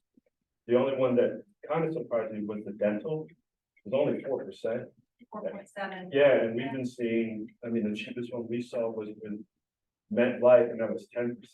Delta quoted 18.4. So 4% to me is really, really good. Is there any control we have over that, or as far as the percentages, like we do offer abilities in terms of coverage mix, what type of plans we offer. So that kind of is a way for us to mitigate it a little bit, but we're really at the mercy of the providers. So there's not really much we can do. Is there anything that we can do as a district? For the health, for the dental. For the health, Oh, for the health. Yeah, I'm sorry. Yeah, I was surprised at the dental, but the health, yeah. Yeah. So Actually, we'll have some presentation each board about where we are. Mike and I, we met with Health Trust. I think there are some things there's some things out of our control, right? There are some things that we need to do a better job educating people, and also through negotiations, you can plan changes. So the plans are actually in collective bargaining agreements for policy. There's some efficiencies we can gain, and there's some value we can gain. And we're working with our employees for our wellness committee to try and increase in value and gain some efficiencies. Yeah, one of the things we do offer is something called Elevate Health, which is a less expensive plan, as long as you stay within basically the state of New Hampshire. If you use all New Hampshire providers, basically the coverage levels are much higher and the premiums are lower. So that's one thing we do offer. Then we do offer things like, obviously gym memberships. We're pretty generous on the dental because that does show that good oral hygiene leads to better outcomes from a medical perspective. So we're pretty generous on that end. But just things that we may think about is looking at, and usually it's tough because I think I mentioned this before. Really, what's driving these rates, one is we're very limited in terms of in the state of New Hampshire, the amount of providers that come into the state. There aren't many. I know Harvard Pilgrim just got taken over by I think they're called One Point. And I forgot who they're merging with, but there aren't a lot.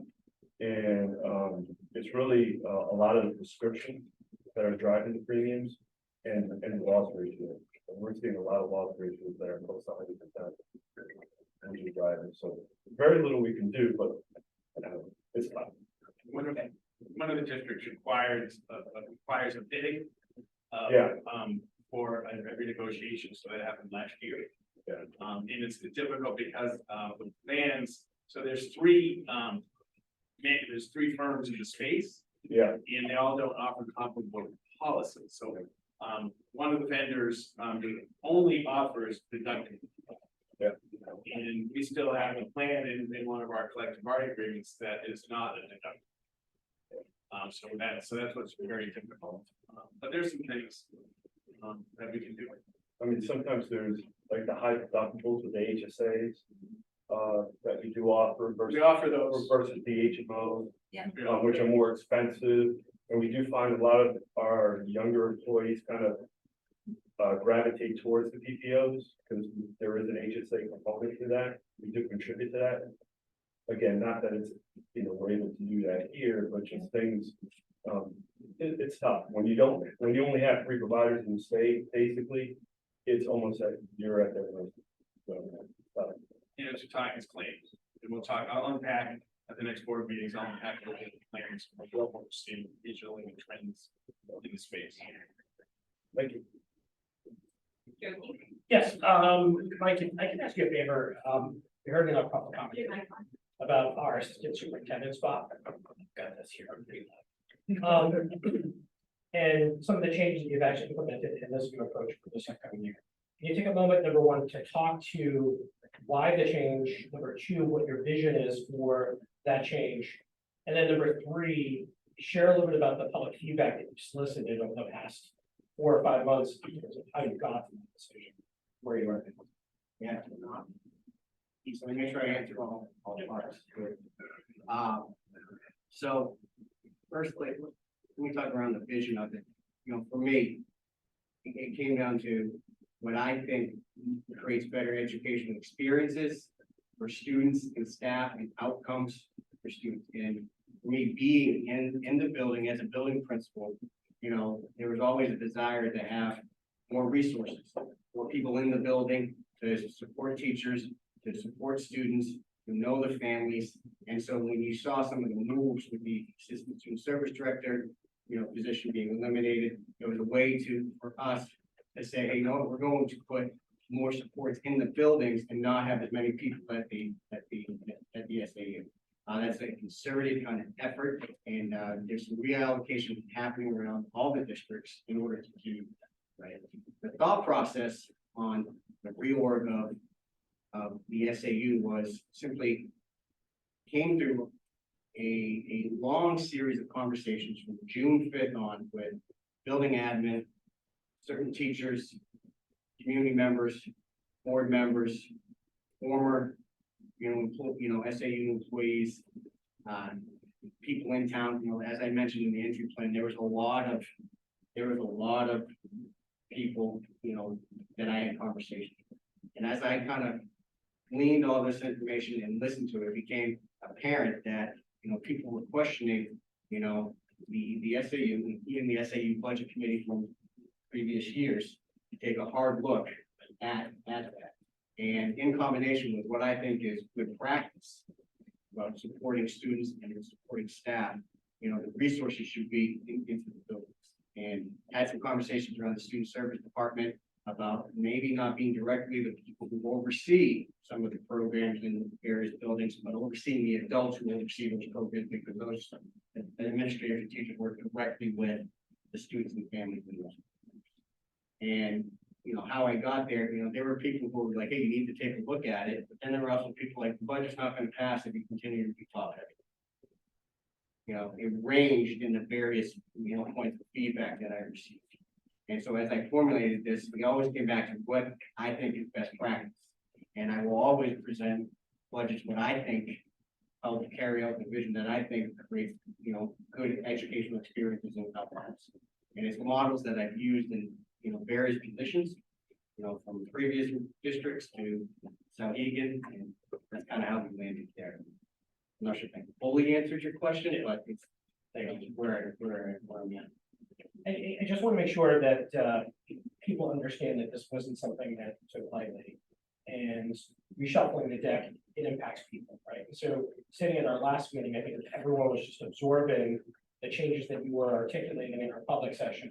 And I think the community, as the word got out, the fact that you're addressing the perception of a very top-heavy SAU office is real, right? So people vote based on what they perceive to be the case. And so the perception out there of a very top-heavy SAU office, I appreciate you addressing it, because then the community can then digest that and say, Mike Berry is actually addressing our concerns. I know people provided me feedback in the past 6 months about this very particular topic. But those changes aren't easy, right? And so they impact real people.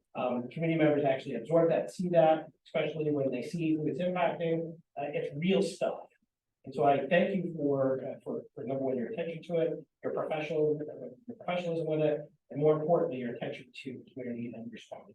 Yeah, no, I thanks for saying that. And when we were, discussing the changes, and people were, I keep going back to people were professional at every level, at every moment I have with conversations. And to me, it came down to the cost of, the leadership. And you're a leader. Some of the cost of leadership that I've learned is that you're going to have to make tough decisions. You're going to have to make decisions that aren't going to be popular. You're going to make decisions that work for some people and don't work for others. The other part that I'm really dealing with of the cost of leadership, you're going to make decisions that affect the people that you work most close with the most.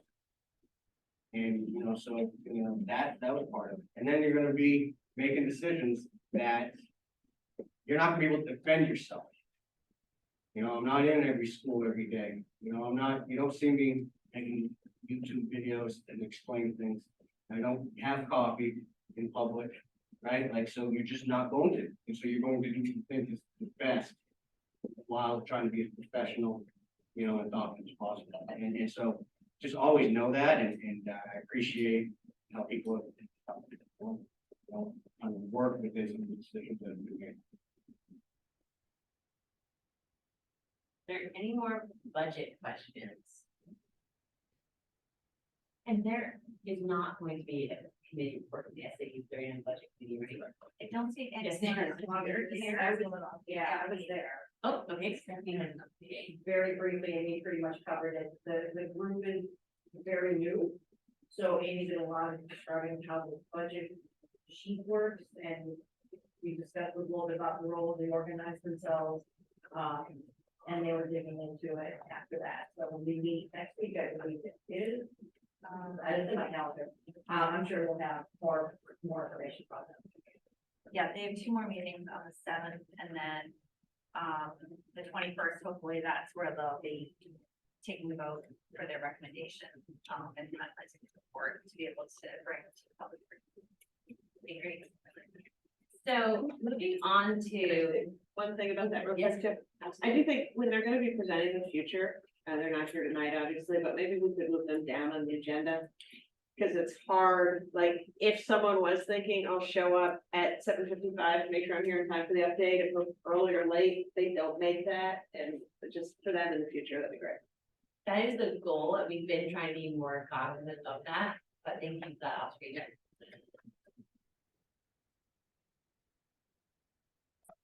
Trying to avoid asking this, so why does this board, or why do boards in these districts tend to put very specific times next to very specific agenda item? So it was always cautioned to me that if you say a certain thing occurs at a certain time on an agenda, as you work your way through, if you're not to that point and it's not that time, you almost shouldn't proceed to that part of it. That's why that gets into how you structure that. You notice the meeting that says at 6:20, we will discuss X. If you end your previous discussion at 6:10 and it's not yet 6:20, in theory, if a member of the public was like, I can make it for 6:20, and they show up and this board has already blown through that, I would really suggest this board simply put, we start at 6 and not put any other times beneath that. So you'll note that on the top of the agenda, it is listed at all times are approximate, so hopefully people are going to come special for a certain thing that they are looking at that. But I think that the reason we have some approximate time on there is so we know how we're pacing ourselves. We have a tendency over the history of this board to spend a little too much time and just not realize how much work we still have to go. I appreciate the times being there. I think with the notation, hopefully people can figure out that it is approximate. That is just our best guess at how long each piece will take. So I personally think that they're helpful. And We could probably also group the times together for, the first couple of items, if 6:15, we start, just as an example, 6:15, we start consent agenda, and then we don't put any times until we get to educator effectiveness, assuming it's gonna be roughly 35 minutes to fill that slot. So I think to Tim's point, it doesn't be as specific maybe, but I think there's gotta be, to your point, some way to pace. something to shoot for, one to Friday. So I agree with all of you. I mean, I think Tim makes a good point because, when it comes to these meetings and the member of the public, it's super frustrating. That's I think what we all want to avoid. So maybe it's just a better, doing a better job of having someone like vice chairman or whoever kind of be the timekeeper, like where we are, whatever. But that was not actually my, why I raised my hand earlier. So just to follow up on the budget committee, Christine Grayson also did send an update since she wasn't going to be here tonight. That's pretty much what everyone has already said, just that they organized and she was voted in as the chair. And so they'll be discussing budget in their next meeting, November 7th. So I just wanted to thank her for taking that leadership role. Yeah, thank you for that update. All right, and so the next piece is a conversation on SAU 39 board goals, which is something we've been trying to get to since August or September. I think it was August. And it's, as Shannon and I, we were both a little bit new to leadership at the SAU level, and so we've been kind of looking at what have we done at certain points in the past. One thing I think maybe starting our discussion on board goals, if we're going to have some in August or September, is a little bit late if we organize in April. So we might consider starting that conversation earlier if that's a conversation we want to have. But the other thing that we talked about, and I feel like this body sort of charged us with when we began back in April, was to examine the number of meetings we have, examine what the purpose of this body is. Do we need to have a meeting every month? We do, if we don't, we don't, but what is the work that we're doing here? And so just to refer you back to the policy that covers the bulk of what this board does, it would be BBBH. I remember my first meeting when I asked Christina, is there like a cheat sheet that what your letters mean? But although, so hang on if you're new to this alphabet soup. But basically this board is a combined school board of the school districts. And we have a few things that we're charged with doing. We are to elect when necessary superintendent, which we got to do recently. So check for number 1. Let's try not to do that again soon. Number two, act upon the superintendent's nominations for SAU professional staff. Fix the salaries, number three, of SAU personnel. And then number four, the work we were doing tonight, adopt a budget for the expenses of the SAU. And further, there's some value, right, to organizing because we're taking students from preschool, kindergarten, all the way through to prepare them for college. So we do want to be doing that in a way that makes sense, right, that's orderly. And even when we've been talking about policies, like what policies need to come to this, and Sarah will probably have more conversations about that coming, but there are things that definitely need to come to this group, like our busing, or transportation kind of things. What else do we have? There's just several, 4 or 5 issues that definitely need to come here. So when we're thinking about our board goals, I just want you to think about what our purpose is. And could we have more purpose? I don't know, but that's the purpose, we have to have those things so far. So going back to last year, and I think we've sent these to you a few times in packets coming leading up to this because we've been trying to have this conversation. I guess the first question is, do we want to have goals? And if we're going to meet, it probably is good to have something that we think we want to accomplish if we're meeting. So do you think goals are a good idea? But what we had was last year was communication. So we wanted to be able to communicate with and educate the community regarding district happenings, including budgetary and facility, and share the SAU 39 mission. Vision, so, and then Mike is gonna talk about that a little bit more in a minute, but work with our superintendent search committee. Well, obviously, we're not gonna do that anymore, but we'll work with our superintendent to continue the conversation of the visioning. Facilities, budget, those are the 4 areas that we identified as places where we as a larger board might want to work. That's all I have to frame this conversation. I don't know if people get here tonight, but I think that is what we did. Find 2 or 3 things. 3 is just a really happy number, that there are 4 here. So, maybe with that, we'll start the conversation. If you would, because there are so many of us and we all might have something to contribute, kind of let everybody talk before you talk again, if that's fair. But after that, we'll start with Mr. Bayou, Ms. Gaspin will keep the list. And we can have some round robin here. I'd like to turn it 363, see the superintendent. And this is the superintendent's thing. They have probably a lot more experience with a lot more boards than we do, personally ourselves. So what kind of goals do you think this board? And you need a microphone. What kind of things do you think?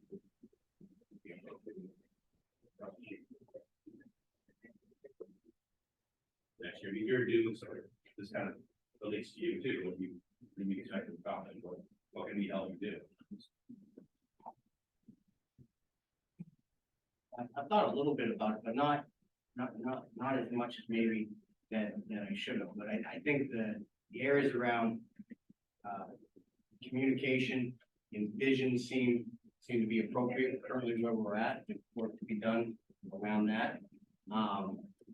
Mike, as you look at some of the goals that I have, like, I think a goal of this board should be to try to support the superintendent. Work with the superintendent and support, the superintendent as they work. And, areas around communication and vision seem to be all right. And I've tried to, if you notice, the goals that I put in the superintendent's goals, a couple of them align to previous SAU 39 board goals. So my experience is limited in being a superintendent. So I, typically, Christine gives some good historical context of how this board operated, and Steve's been doing it, long enough. So if you guys want to add pieces to it, what's reasonable?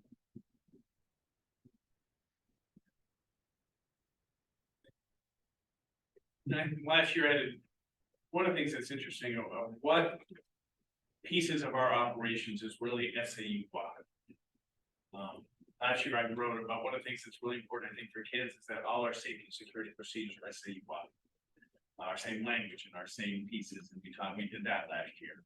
We revised the calendars and so forth. And one of the things we know that really needs to be SAU wide, and Christine, Mike and I talked about today, is curriculum. Curriculum really needs to be preschool through 12. Mount Vernon kids are going, Amherst kids are all coming in here. That curriculum has to be aligned, has to be, I think, Christine just said it, transportation, we had a meeting with transportation, that's an SAU wide, right, with all the buses and stuff together. How those, go to goals, it is, I think, in all the meetings that I've had the last couple of years, I'm not, when I got here, it was the SAU board act as one whenever possible. I think there was some kind of phrase of that existed. When I got here, I attended a very robust discussions in JFAC. I came to the meeting and we actually reauthorized at one of these meetings, we authorized the mission to JFAC. JFAC, I don't know when was the last time it met. So I think, the vision or whatever might be this board is, what is going to be the role of this board going forward? I'm absolutely committed to, it has to be curriculum, it has to be safety and security, it has to be some of that transportation stuff. And as I talked about tonight, I think you're my favorite right now. Educator effectiveness has to be, right, we really do want a Mount Vernon teacher to be evaluated very similar to an Amherst teacher, because Mike is the guy putting those into nomination, and you want to have faith and confidence that we have a similar standard. But I think the question is, I don't know if it's where, I've been at policy meetings since it's come up, I've been at facility meetings since it's come up. I've been at other meetings that, I think there was a transition, because it is different, I feel it's different now than when I got here 24 months ago, and there's no tone, this is just different. And trying to figure, I tried to figure it out last year, I worked at it a few times. When are we in SAU, when are we individual districts? And I can tell you this, Mike's talked about this, and it is different. The 3 districts are different. I love them all. I love them all equally. They push me in different ways and different things, but they are different. We had, we know, Mike knows, Mike pushes Christy and I a lot in conversations about, we know that we're on the precipice of strategic planning, right? We know that. We had a pretty knockdown drag out today is strategic planning SAU is an individual district. I have an opinion, but my boss will express his. Saying all the stuff, right? Uh-oh. Keep going. No, I'm done. Keep going. It's just, we have to figure that out. Is that district wide or SAU wide? And I do have thoughts, but like that's fine. Yeah, and that's a great question,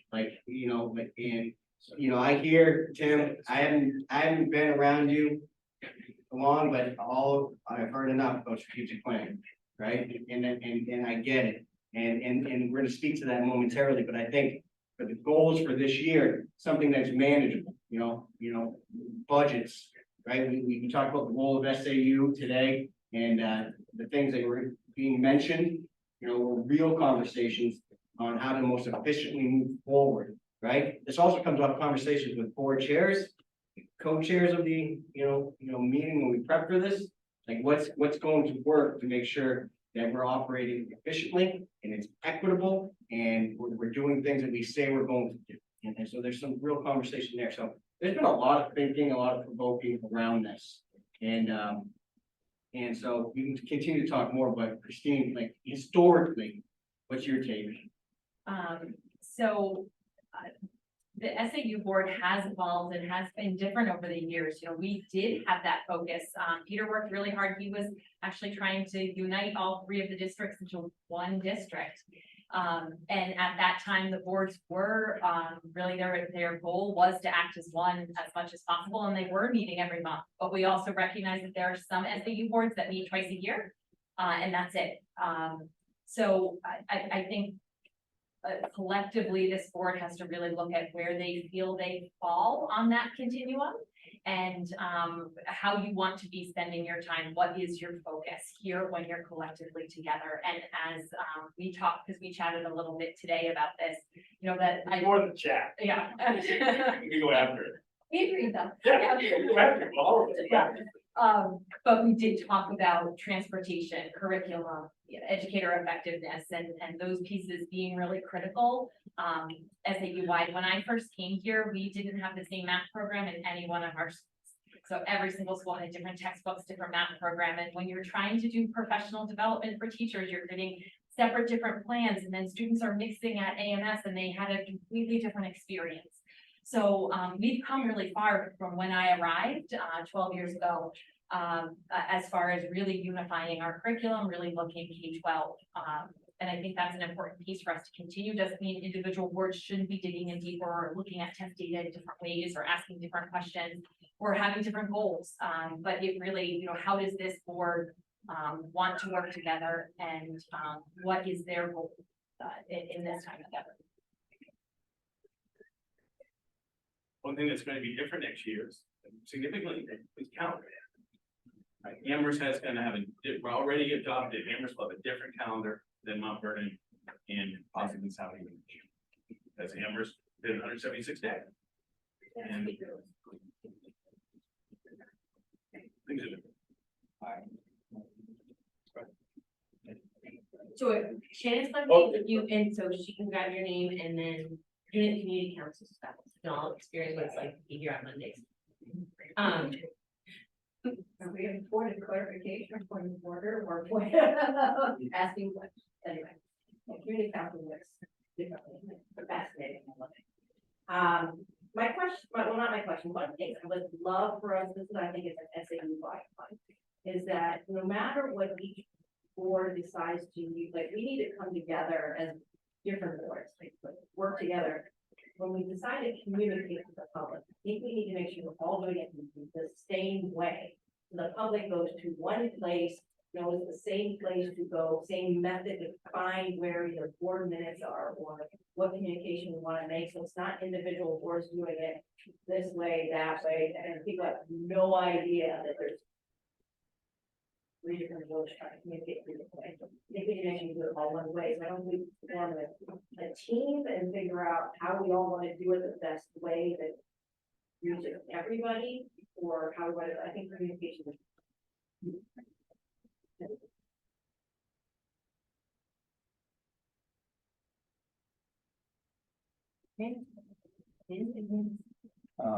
So I recognize that I come from a completely different district than this one, but the roles and responsibilities don't change. So the statute's actually pretty clear on what superintendent services are, and everything that's not that is the role of a board. And in general, it's really not this SAU. That policy lays out pretty clearly what the roles and responsibilities purely of that SAU board are. Anything past that is something that the members have sort of allowed to occur, which is like more like a gentleman's agreement, which I've had questions about. Sort of like the policy committee almost didn't meet because someone didn't show up, but it's unclear to me where I would find that exact policy. And so I was concerned, Dan, when you opened with asking the superintendent what his goals are. Setting goals is very much a board responsibility, and to the point of when do you do that? The answer is as soon as you meet in April, because your goals is what should drive your budget. And it's been really unnerving for me as someone who came from a district where that was how we proceeded on everything was goals-based budgeting. To all of a sudden see the goals coming up now in what is essentially November and not having been done in August, and then the board's presenting to the administration, these are our goals. We want you to budget against this, and this is our direction for you for the budget. To me, it's been being here, it's been the exact opposite of that. As for communication to public, I agree and disagree. There are members of the public that don't understand that there are 4 boards in play based on some public comments that were made tonight at an SAU board meeting. That wasn't it was, if I understand correctly, the event I went to was the Sahican Cooperative School Board meeting, not the SAU board meeting. So this board would have had no authority to weigh in on the SCSB meeting that occurred relative to materials in a place. Relative to curriculum, I absolutely agree that it should be a shared vision, but approving that curriculum is clearly a board responsibility. And the structure of this district means that each of those would be 3 different boards. Should they all be working together because they all end up, or the majority of students end up at this high school? Sure. Are they required to do so? No. And there's a lot of work to get that. I'm thrilled to see somebody was talking about a cooperative district. I'm new here. I think that makes a lot of sense. Because the way that all of this is trying to work is wild from administration and board perspective. As someone new into this, it's been really wild to I think it's important that the 3 boards and this one speak clearly to the community about the different roles and responsibilities of the boards and the administration. Because my outsider perspective here is that that line has been really blurred over the past couple of years. I heard someone at a meeting I was at the other day suggest that a previous superintendent, not this one, was negotiating or negotiated things in contracts. It's not, unless I missed something wrong in contract, that's not the role of the superintendent. That's the role of the board to negotiate those contracts. So the fact that they would quote a superintendent and not quote a board chair or a member of the board was wild to me to experience. That's 10 cents. All right, we're gonna go to Mr. White.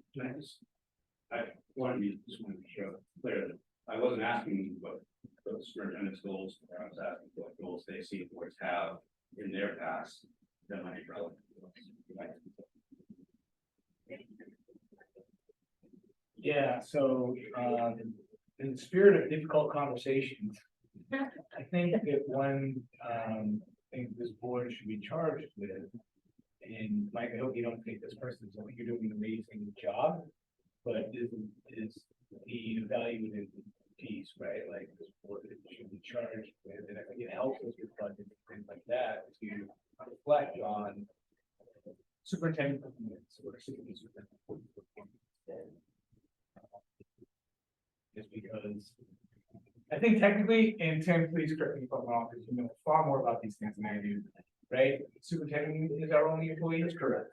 This board, the SAU 39 board, unless you've all done it differently, the board hires one individual. That one individual is the superintendent, or the only employee of the school board. Everyone else works for the district and reports to the superintendent. So I appreciate that asking. Yeah, I want to ask my apologies, sorry.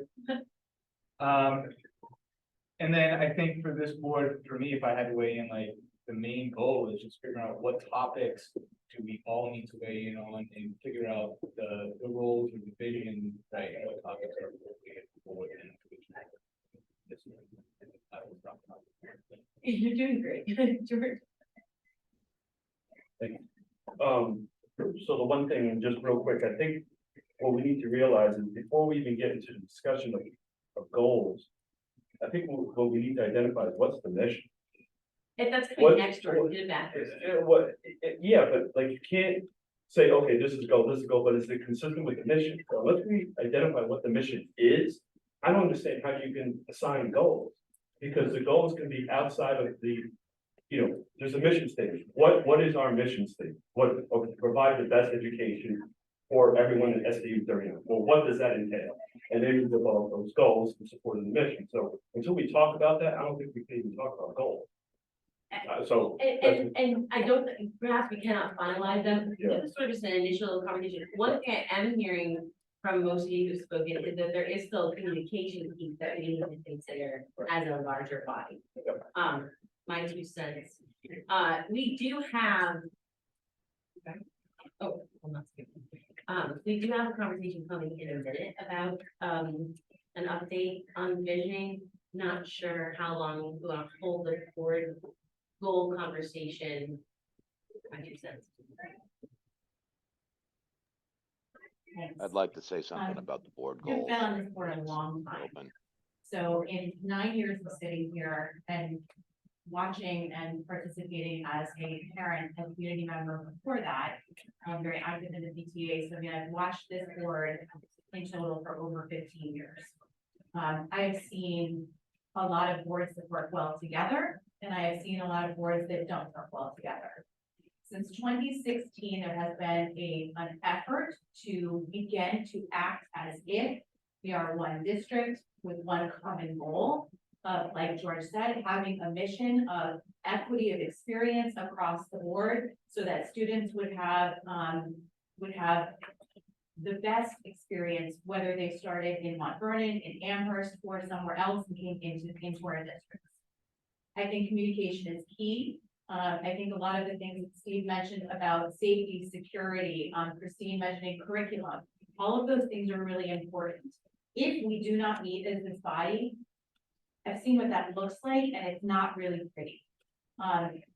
I'm off the board this coming year, like this is my last term. I have hope that the vision and future of this district, SAU, collaboration will continue as a spirit of collegiality. Some of the things I'm hearing make me wonder about that, and that makes me very uncomfortable for the 9 years that I've dedicated to this. So I would hope that we would be able to continue to work together collaboratively, and if that means getting together and meeting once a month to hear about what's happening in the other districts and collaborate and understand what the experience is from point A to point Z, I would hope we would have the wherewithal to do that.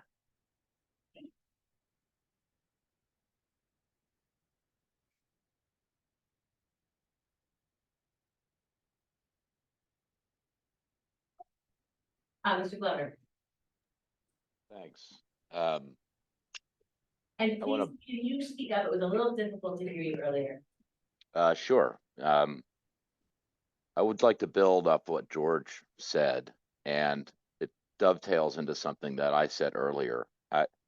It's really challenging to set a meaningful goal if you don't have a problem or a challenge that you've articulated that you're trying to fix.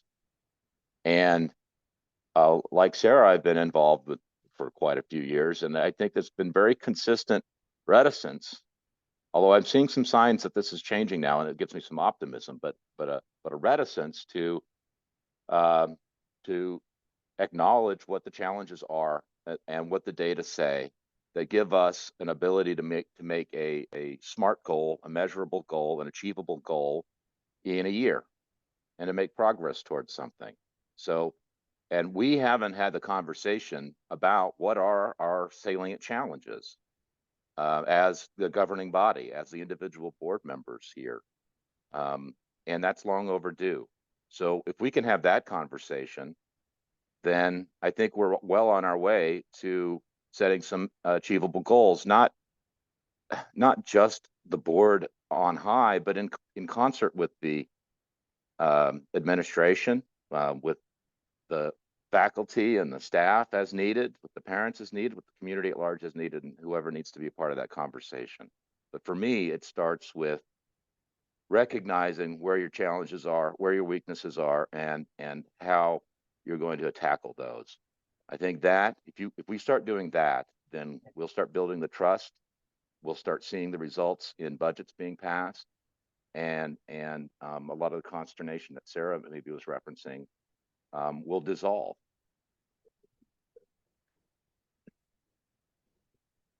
In terms of what this board can do and the whole acting as one, I think it's a good thing that this board meets. It may not have authority to make decisions, but hearing about what's going on in the other schools, especially from a Sauhegan member, where what happens in the other schools all affects what happens ultimately at the high school. So we have a very vested interest in understanding what's going on at the other two districts. It could really affect our decision making. I mean, we have now more required courses to fill some gaps, that we're seeing in the students coming into the high school. That's very concerning. So the other board should be aware of that. And maybe that informs them about some areas where they should look into what they're doing, so that together we can produce a portrait of a graduate that is really meaningful. And, the portrait of a graduate, I've been thinking about that, and really it probably needs to be redrawn, with knowledge constructor being at the hub, because without the knowledge, as we measured however imperfectly in these standardized tests, then it's really hard to be a critical thinker and a contributor on a global stage, and all the other aspirational things if you don't have a good base of knowledge. And I think we see in our data that we're really struggling there right now. And I don't know that that's only an effect of COVID. So that's the serious level of seriousness with which I'd like to have our conversations focused when we're setting goals. We're trying to figure out what our vision is and how we're trying to build trust in the community. So we have a couple more speakers, but before we go on, I just do want to point out a couple of things. I appreciate it. People want to meet every month. I'm free. I will say that, like I said, we've been trying to have this conversation since August. A couple times at least, we've emailed out to you all what the former goals were. Tom responded. And Stephanie, sorry, Stephanie.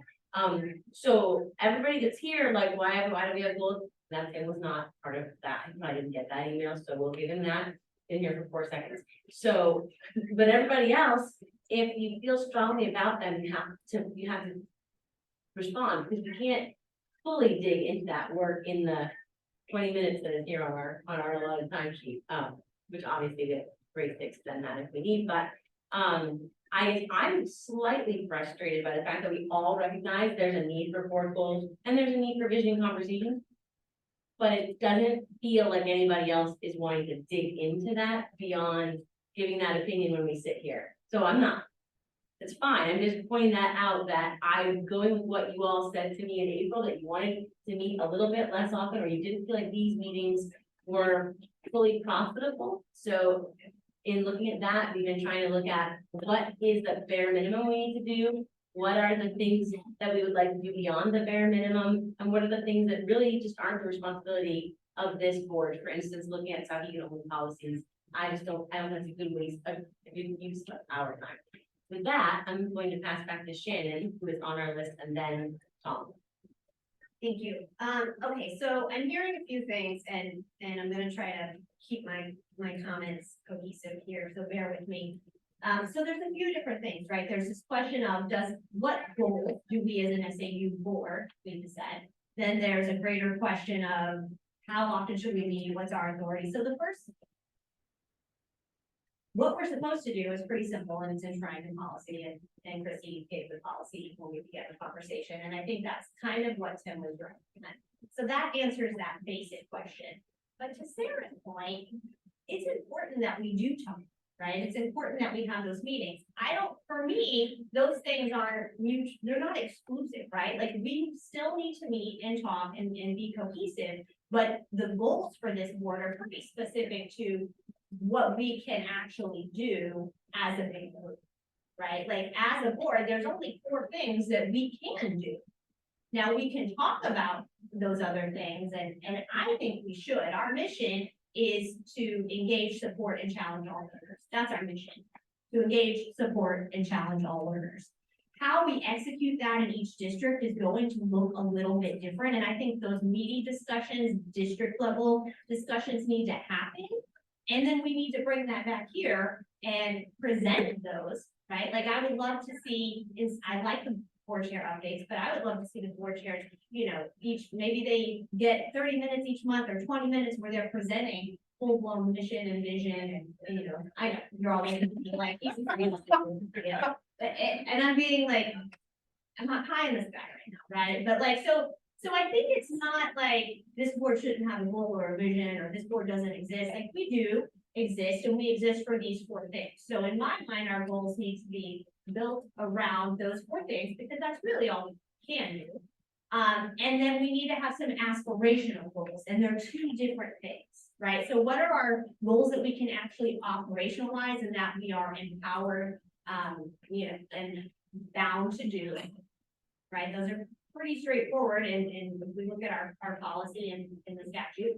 And then what are the aspirational goals, right? And I think Stephanie had a great one in communication and how we can keep our communications fluid. I think when we talk about the website, right, that's something I think we all want to weigh in on and talk about together, that impacts all of us, because people do need a central place to look for all of our districts. So I'm rambling, I see some head nodding, so I think people get my point, so I will yield on this next call then.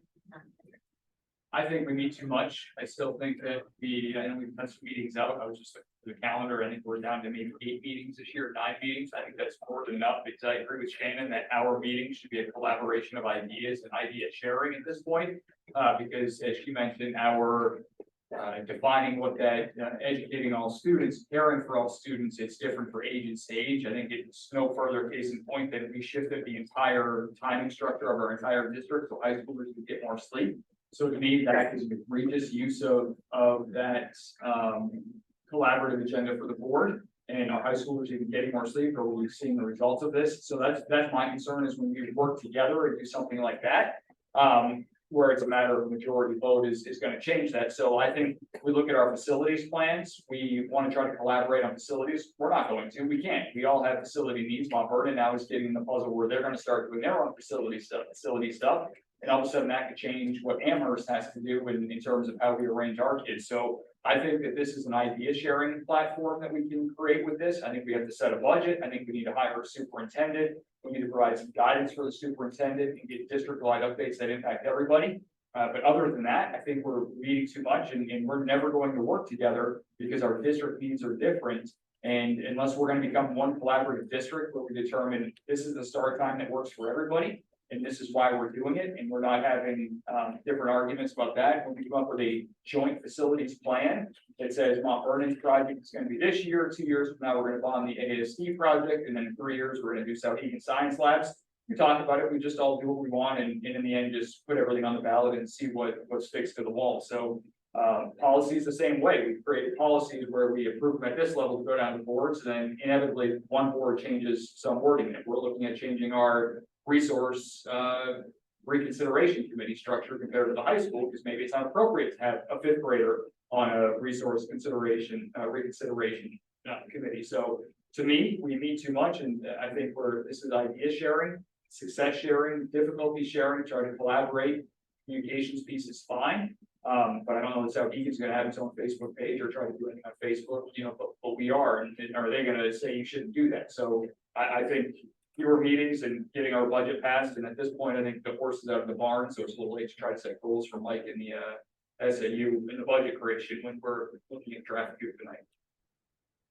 And clarification, I was talking about communication, I wasn't talking about us deciding what individual boards do for communication, But as much as. the same thing, trying to get everybody to do the same thing, I think is part of it, we're utilizing the same resources, because we all have, a lot of the parents in our district have kids in your district, or they have kids in Mount Vernon, and they will have kids in our district, so making sure that those folks are getting all those communication, because I don't get anything Souhegan now, I probably should, but I don't get any of those communication emails that might go up from Dana on a weekly basis. I get Bart Wilkins and AMS, because that's of interest to me, but that type of communication is useful, but I don't think that we all need to, write the standard same press release. Utilizing the same tools is probably a good thing. I agree with Tom, on some points. I'd like to reiterate, we meet too often. The reason I raised my hand though was, there's this concept in business of dog food, eat your own communication. So there doesn't seem to be a reason for anyone to present anything at this meeting ever. It should be communicated in advance. And it should be the same communication that's going to go out to the public unless it's a private thing. It's going to be a private thing. So if we can't understand our own communication, then we realize that we don't understand something. So we don't need to meet if our communication output from our boards is correct. We can cut our number of meetings back. Tom raised another wonderful point. I think the goal of anytime we do meet together is to have a face-to-face discussion to decide, should we have a combined facilities plan, should we combine as a district, so that we can tackle these problems together. I think that is one reason for us to potentially combine the districts or the top, is so that we don't have to optimize the system for one side or the other when it's the same group of kids that we're all trying to grab.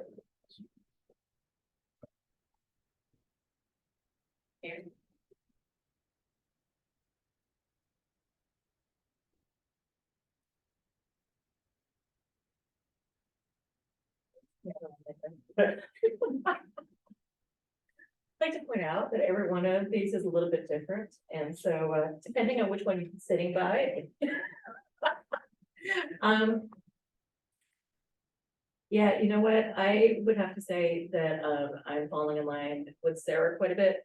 And over the years, the thing that I find most distressing is that what we should all be here for, our mission is absolutely what Shannon said, that we are here to challenge and to educate, and we should care about every kid from the minute they hit our door, no matter which school they're starting at, to the minute they leave, and then on beyond and caring where they go beyond care.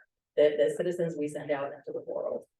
And I think that because we have the necessity of needing to be very responsible for what happens in our individual districts, and we have those budgets to worry about and those constituents to worry about, and trying to get those things passed and take care of those students, it has too often come to where we kumbaya when we want to, but then we go, well, that's all well and good, but now I gotta go take care of my own business.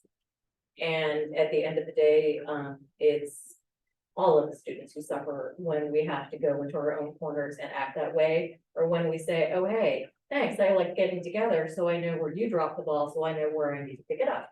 That doesn't seem like a very productive comment to me, right? Instead of saying, hey, let's learn from your successes and where you're rocking it, Mount Vernon, and we talk to you guys all the time and try to go, okay, we want to model after the things that are really working well to see what we could do better, and vice versa. We've done both over the years.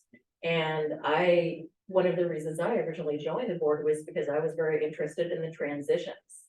I think that we do our transitions into the middle school pretty darn well. I think that we still have a ways to go in improving our transitions from the middle school to the high school.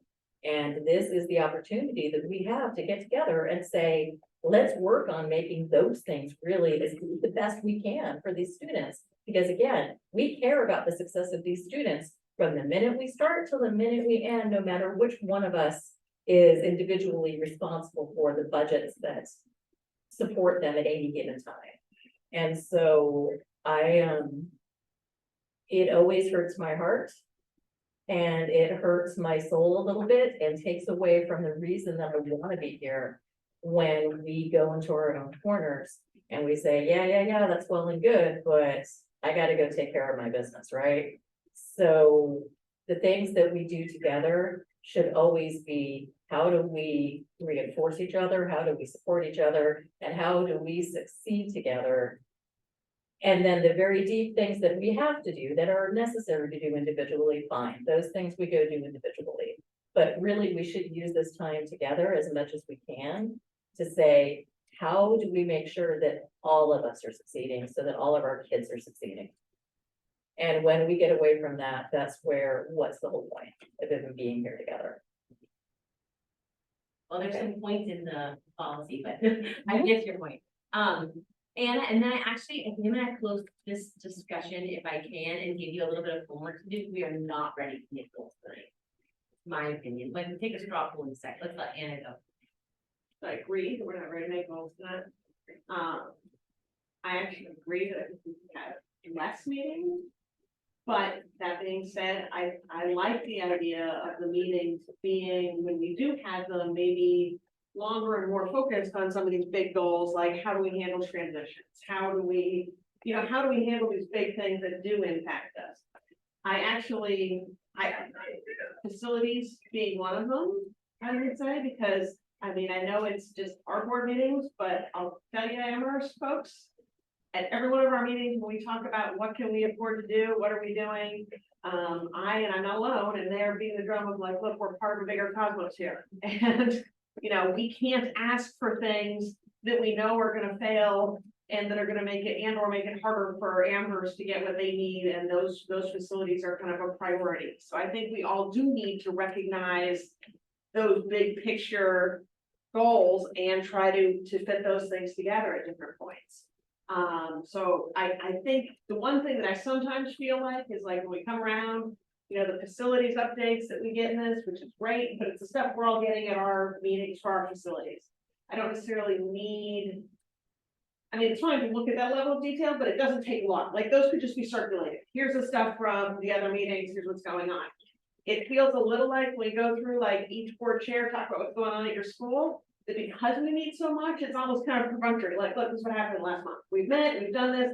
And it's not that none of those things are important, but I'm not sure we're learning anything that goes towards that big picture of like, okay, what can we all be doing together? So I'd almost like to see, and I don't know if there's a way to do it, but slightly less meetings, but maybe schedule it away or a time where they can be, I don't know, a mini retreat almost, but like more of a getting into philosophies, big pictures, what can we actually work towards, which I think fits with the goals and how we're moving, and then maybe we come back the next quarter. So those are my thoughts. So, and I don't know if anyone wants to challenge me on, I don't think we're ready to make goals. But like show of hands, and John can use his little Zoom hand, because we're gonna be okay? Just raise your hand if you think that we ought to have some goals.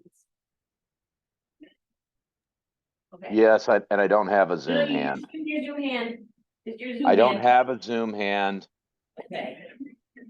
Oh, you Panelist doesn't have a Zoom hand. All right. Apparently. Well, I'm trying not to make a long conversation. Sorry, John. Just yes or no is what we're looking for.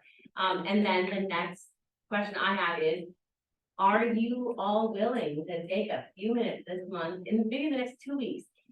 We have this magical thing. You may not be aware, and I say you may not be aware because I haven't seen any of you using it, called Trello cards. Everyone aware of Trello cards and how to use them? If you're not, like, please, let's get you there. Okay, because you have the ability to put all kinds of information, things that you would like to see in this meeting. Okay, so I have hear a lot of people saying what they'd like to see in the meeting. Yes, sir. Oh, you know, he knows how to use the Trello cards. Okay, and so, but what I would like to do is commit.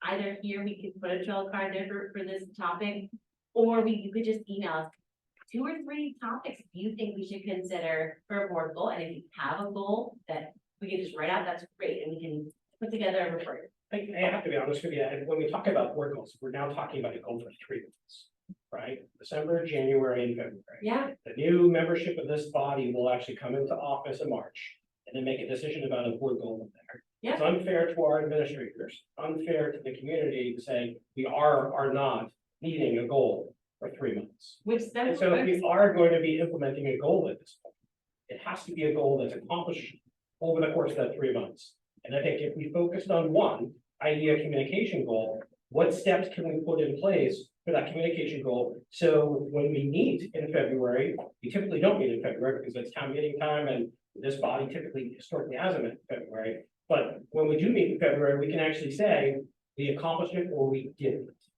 And I think that right there, from a starting standpoint, is really where we should be focused. Not on, let's go ahead and create a more in-depth conversation about how we incorporate all of our goals and bring them up to this body and talk about infrastructure support. It's impossible over 3 months. If we meet in November, December, we'll approve it in November. December is the first month, January is the second month, and historically we don't meet in February. So what does that look like? Yeah. We really need to sort of find. So, Or maybe schedule a retreat now, get on the books for April. Where these ideas all come forward, we've got the new board members as well as everybody who's returning, and we can hit the ground then. As opposed to, like you were saying, August doesn't work. all good ideas. So you need to continue the conversation. I like the idea of picking one short-term goal since we're so far behind. I think, but with that, I'm gonna move on. Superintendent has one more topic to cover tonight. So part of the superintendent report, you saw some conversation and language around the need, and this is what I've learned in the first few months here. You know, in order to communicate not a strategic plan, not really even an operational planning of it, but, in order to communicate to the community members about the work that's taking place in 23-24, a form of communication needs to go out. So what I'm asking for is kind of permission to create a communication goes about where we're going, the action steps that we're doing, and how do we know we're successful, or how we're going to know that we were successful in those things. And in that term, an idea of an update. Right? And my hope was take a look at some of the language in there about the mission, the theory of action, basically what you're going to, strive for, the priorities of 39, the priorities of the school, what they're doing, and get a document that we can, push out to our families and our community members. And the timeline that I was hoping to do this in is, get some feedback from the board, get suggestions that what you think could be included or emphasized, based on what you hear, based on what I put, and then I would bring something for the November 30th meeting for you guys to look at and look again and kind of fine tune and get it out prior to Christmas. And then it's out in Christmas and it's, you know, people are around, you're talking.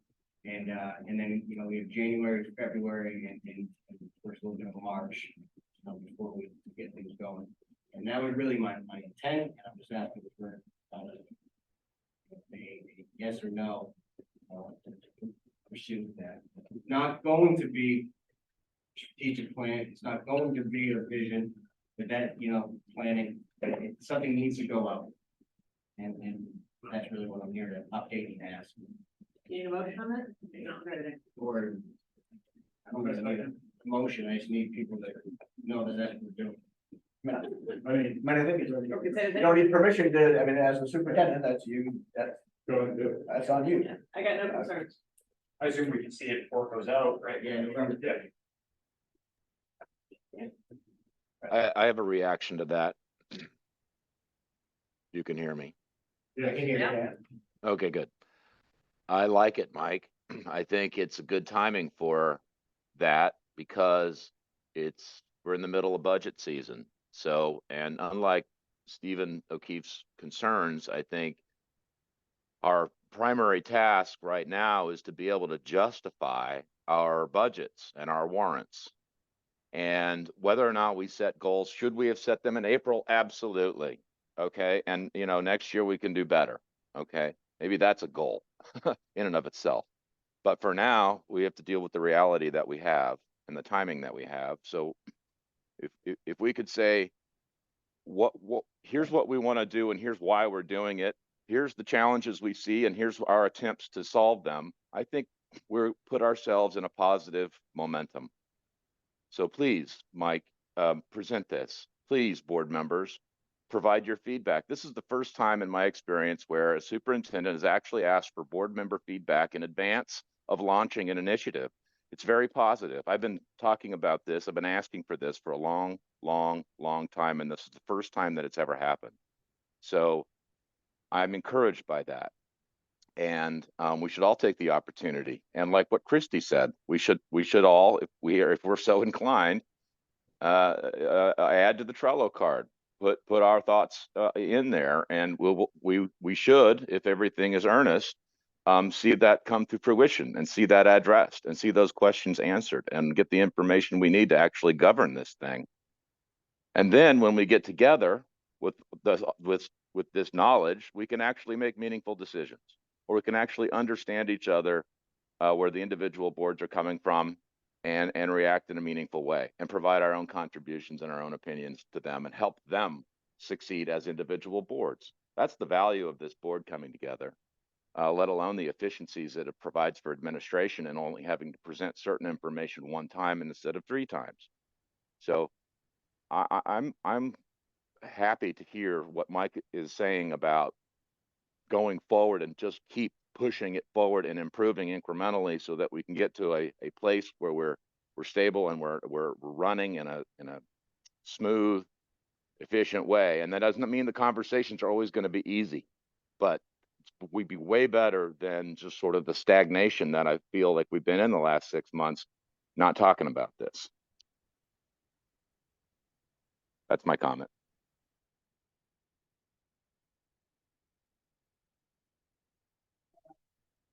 So the things you're talking about, including at the one thing there at the very end of your superintendent was that we had the opportunity to discuss, ask questions on 100% behind you.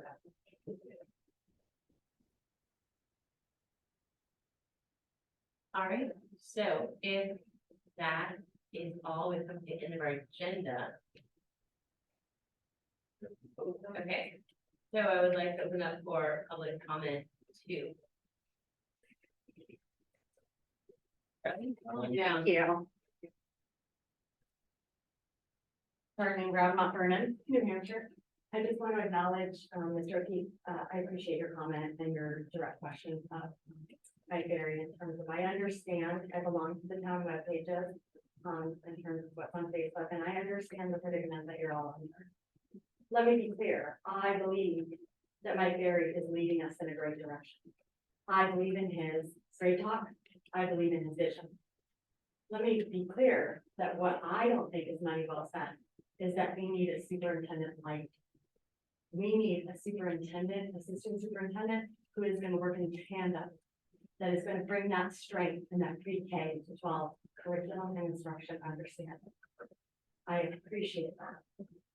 I appreciate the pressure that you're all under. I would not want to be in that position, but I am hopeful that I'm making, eloquence is probably not my strong suit, but I'm hoping that I'm being now clear in what I'm saying.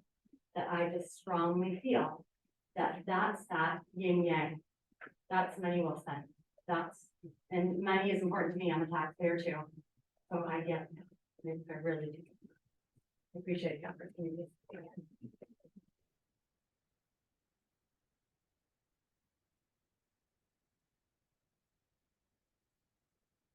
Again, Aaron Kaplan, decided to drive back over because I did want to explain what that imagery that some of you still have out.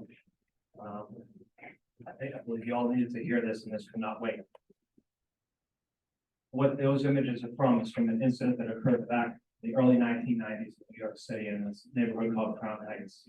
Crown Heights was a community that a lot of tension. It was a Hasidic Jewish community living side by side, a Black Vietnamese community. And tensions were high, partly, in great part due to demagogues that were intentionally driving these communities apart, drumming up racial and religious hatred to the community's detriment and to their own personal, financial, and political gain.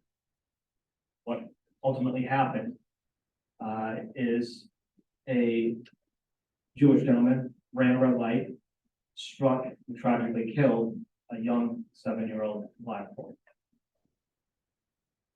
you see there on the left of that graphic is what you see is the results of what occurred after that. Riots broke out.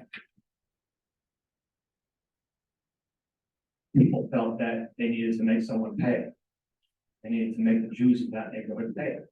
So people went looking for justice and started violently attacking people. That picture you see there is something that I saw when I was about the age of that young boy on a countertop in a household. And I read the story of Crown Heights. And what you see is a father beaten nearly to death with his young child, his son, crying in the street, and they were left there like that.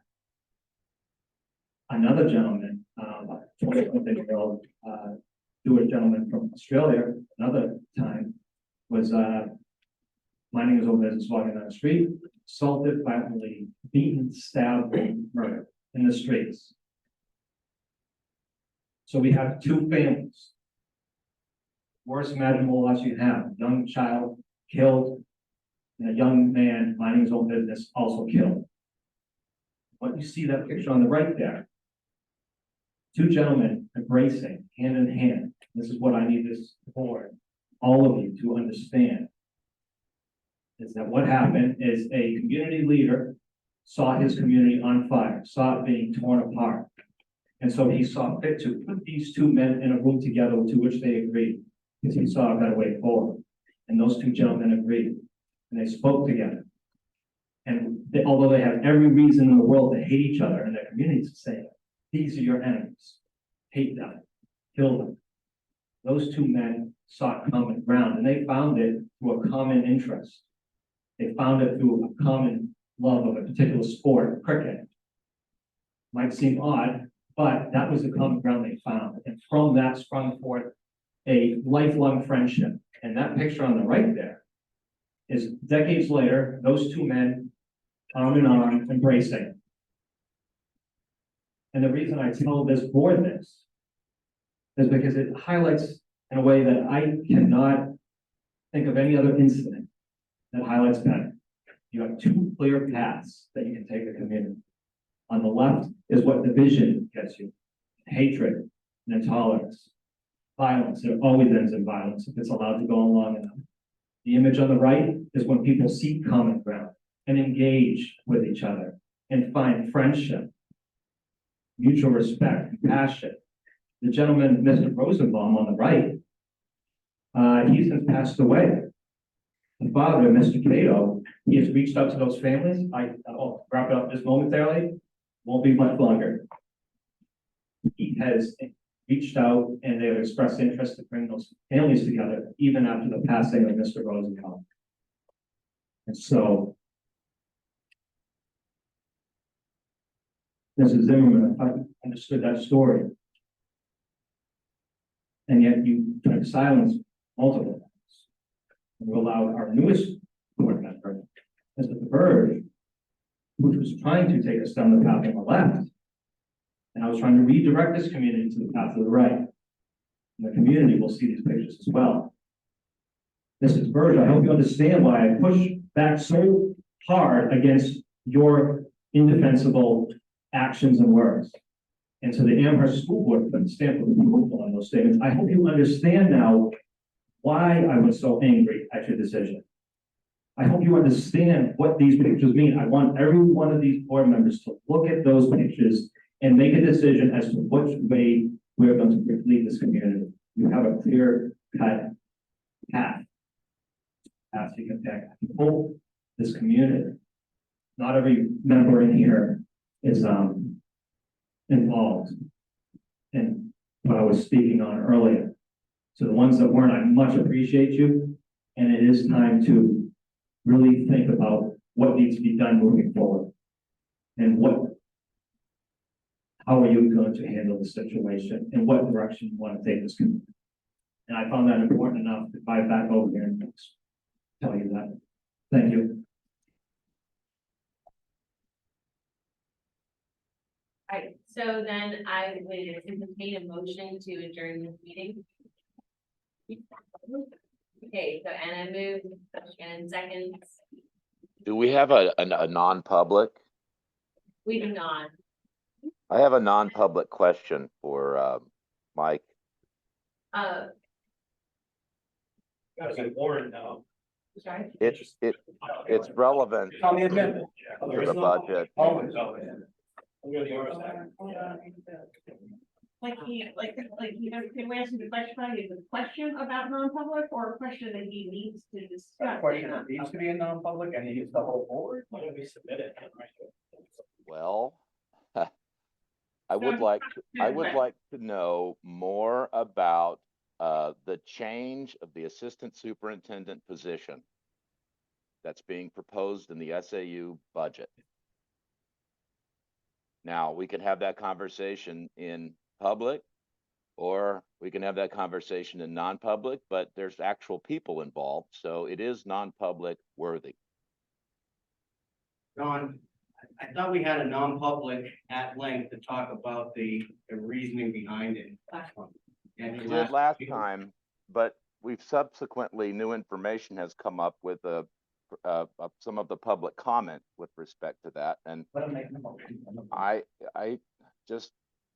I wanted to hear more about where that stands currently. So Johnny, just need to make a motion. Well, we have a motion on. Motion to adjourn. The motion to adjourn is always in order. If it was seconded, it is subject to a vote of this body. If that vote is in the affirmative, the meeting is adjourned. So if there was a motion and a second, it goes to a vote immediately.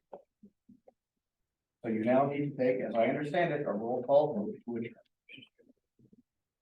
So we're in this discussion, if any, you all can ask questions on this. This is a new thing for me. We're in the middle of adjourning and someone said stop. It's not debatable. No, it's not. It's in the motion. It's not debatable. So So then- if there was a second, it goes straight to a roll call vote. Thank you for the clarification. All right, so we have a motion to adjourn that's been seconded that we have to deal with. John, so I'm not sure that we'll be able to accommodate your request tonight. Depends on how the motion goes. It's the limitations of technology, not to be able to. So it's as Speak up non-debatable motion, we're going to go ahead and vote. Mr. Glover, would you like to vote first? Glover, no. Lizerman, yes. Daniel, yes. Stoker, yes. Dayton, yeah. Brenda. Lawrence, yes. Gascoigne, yes. Peters, yes. Gothier, yes. Conversion, yes. Yes. White, yes. Or yes. Yes. Meeting adjourned.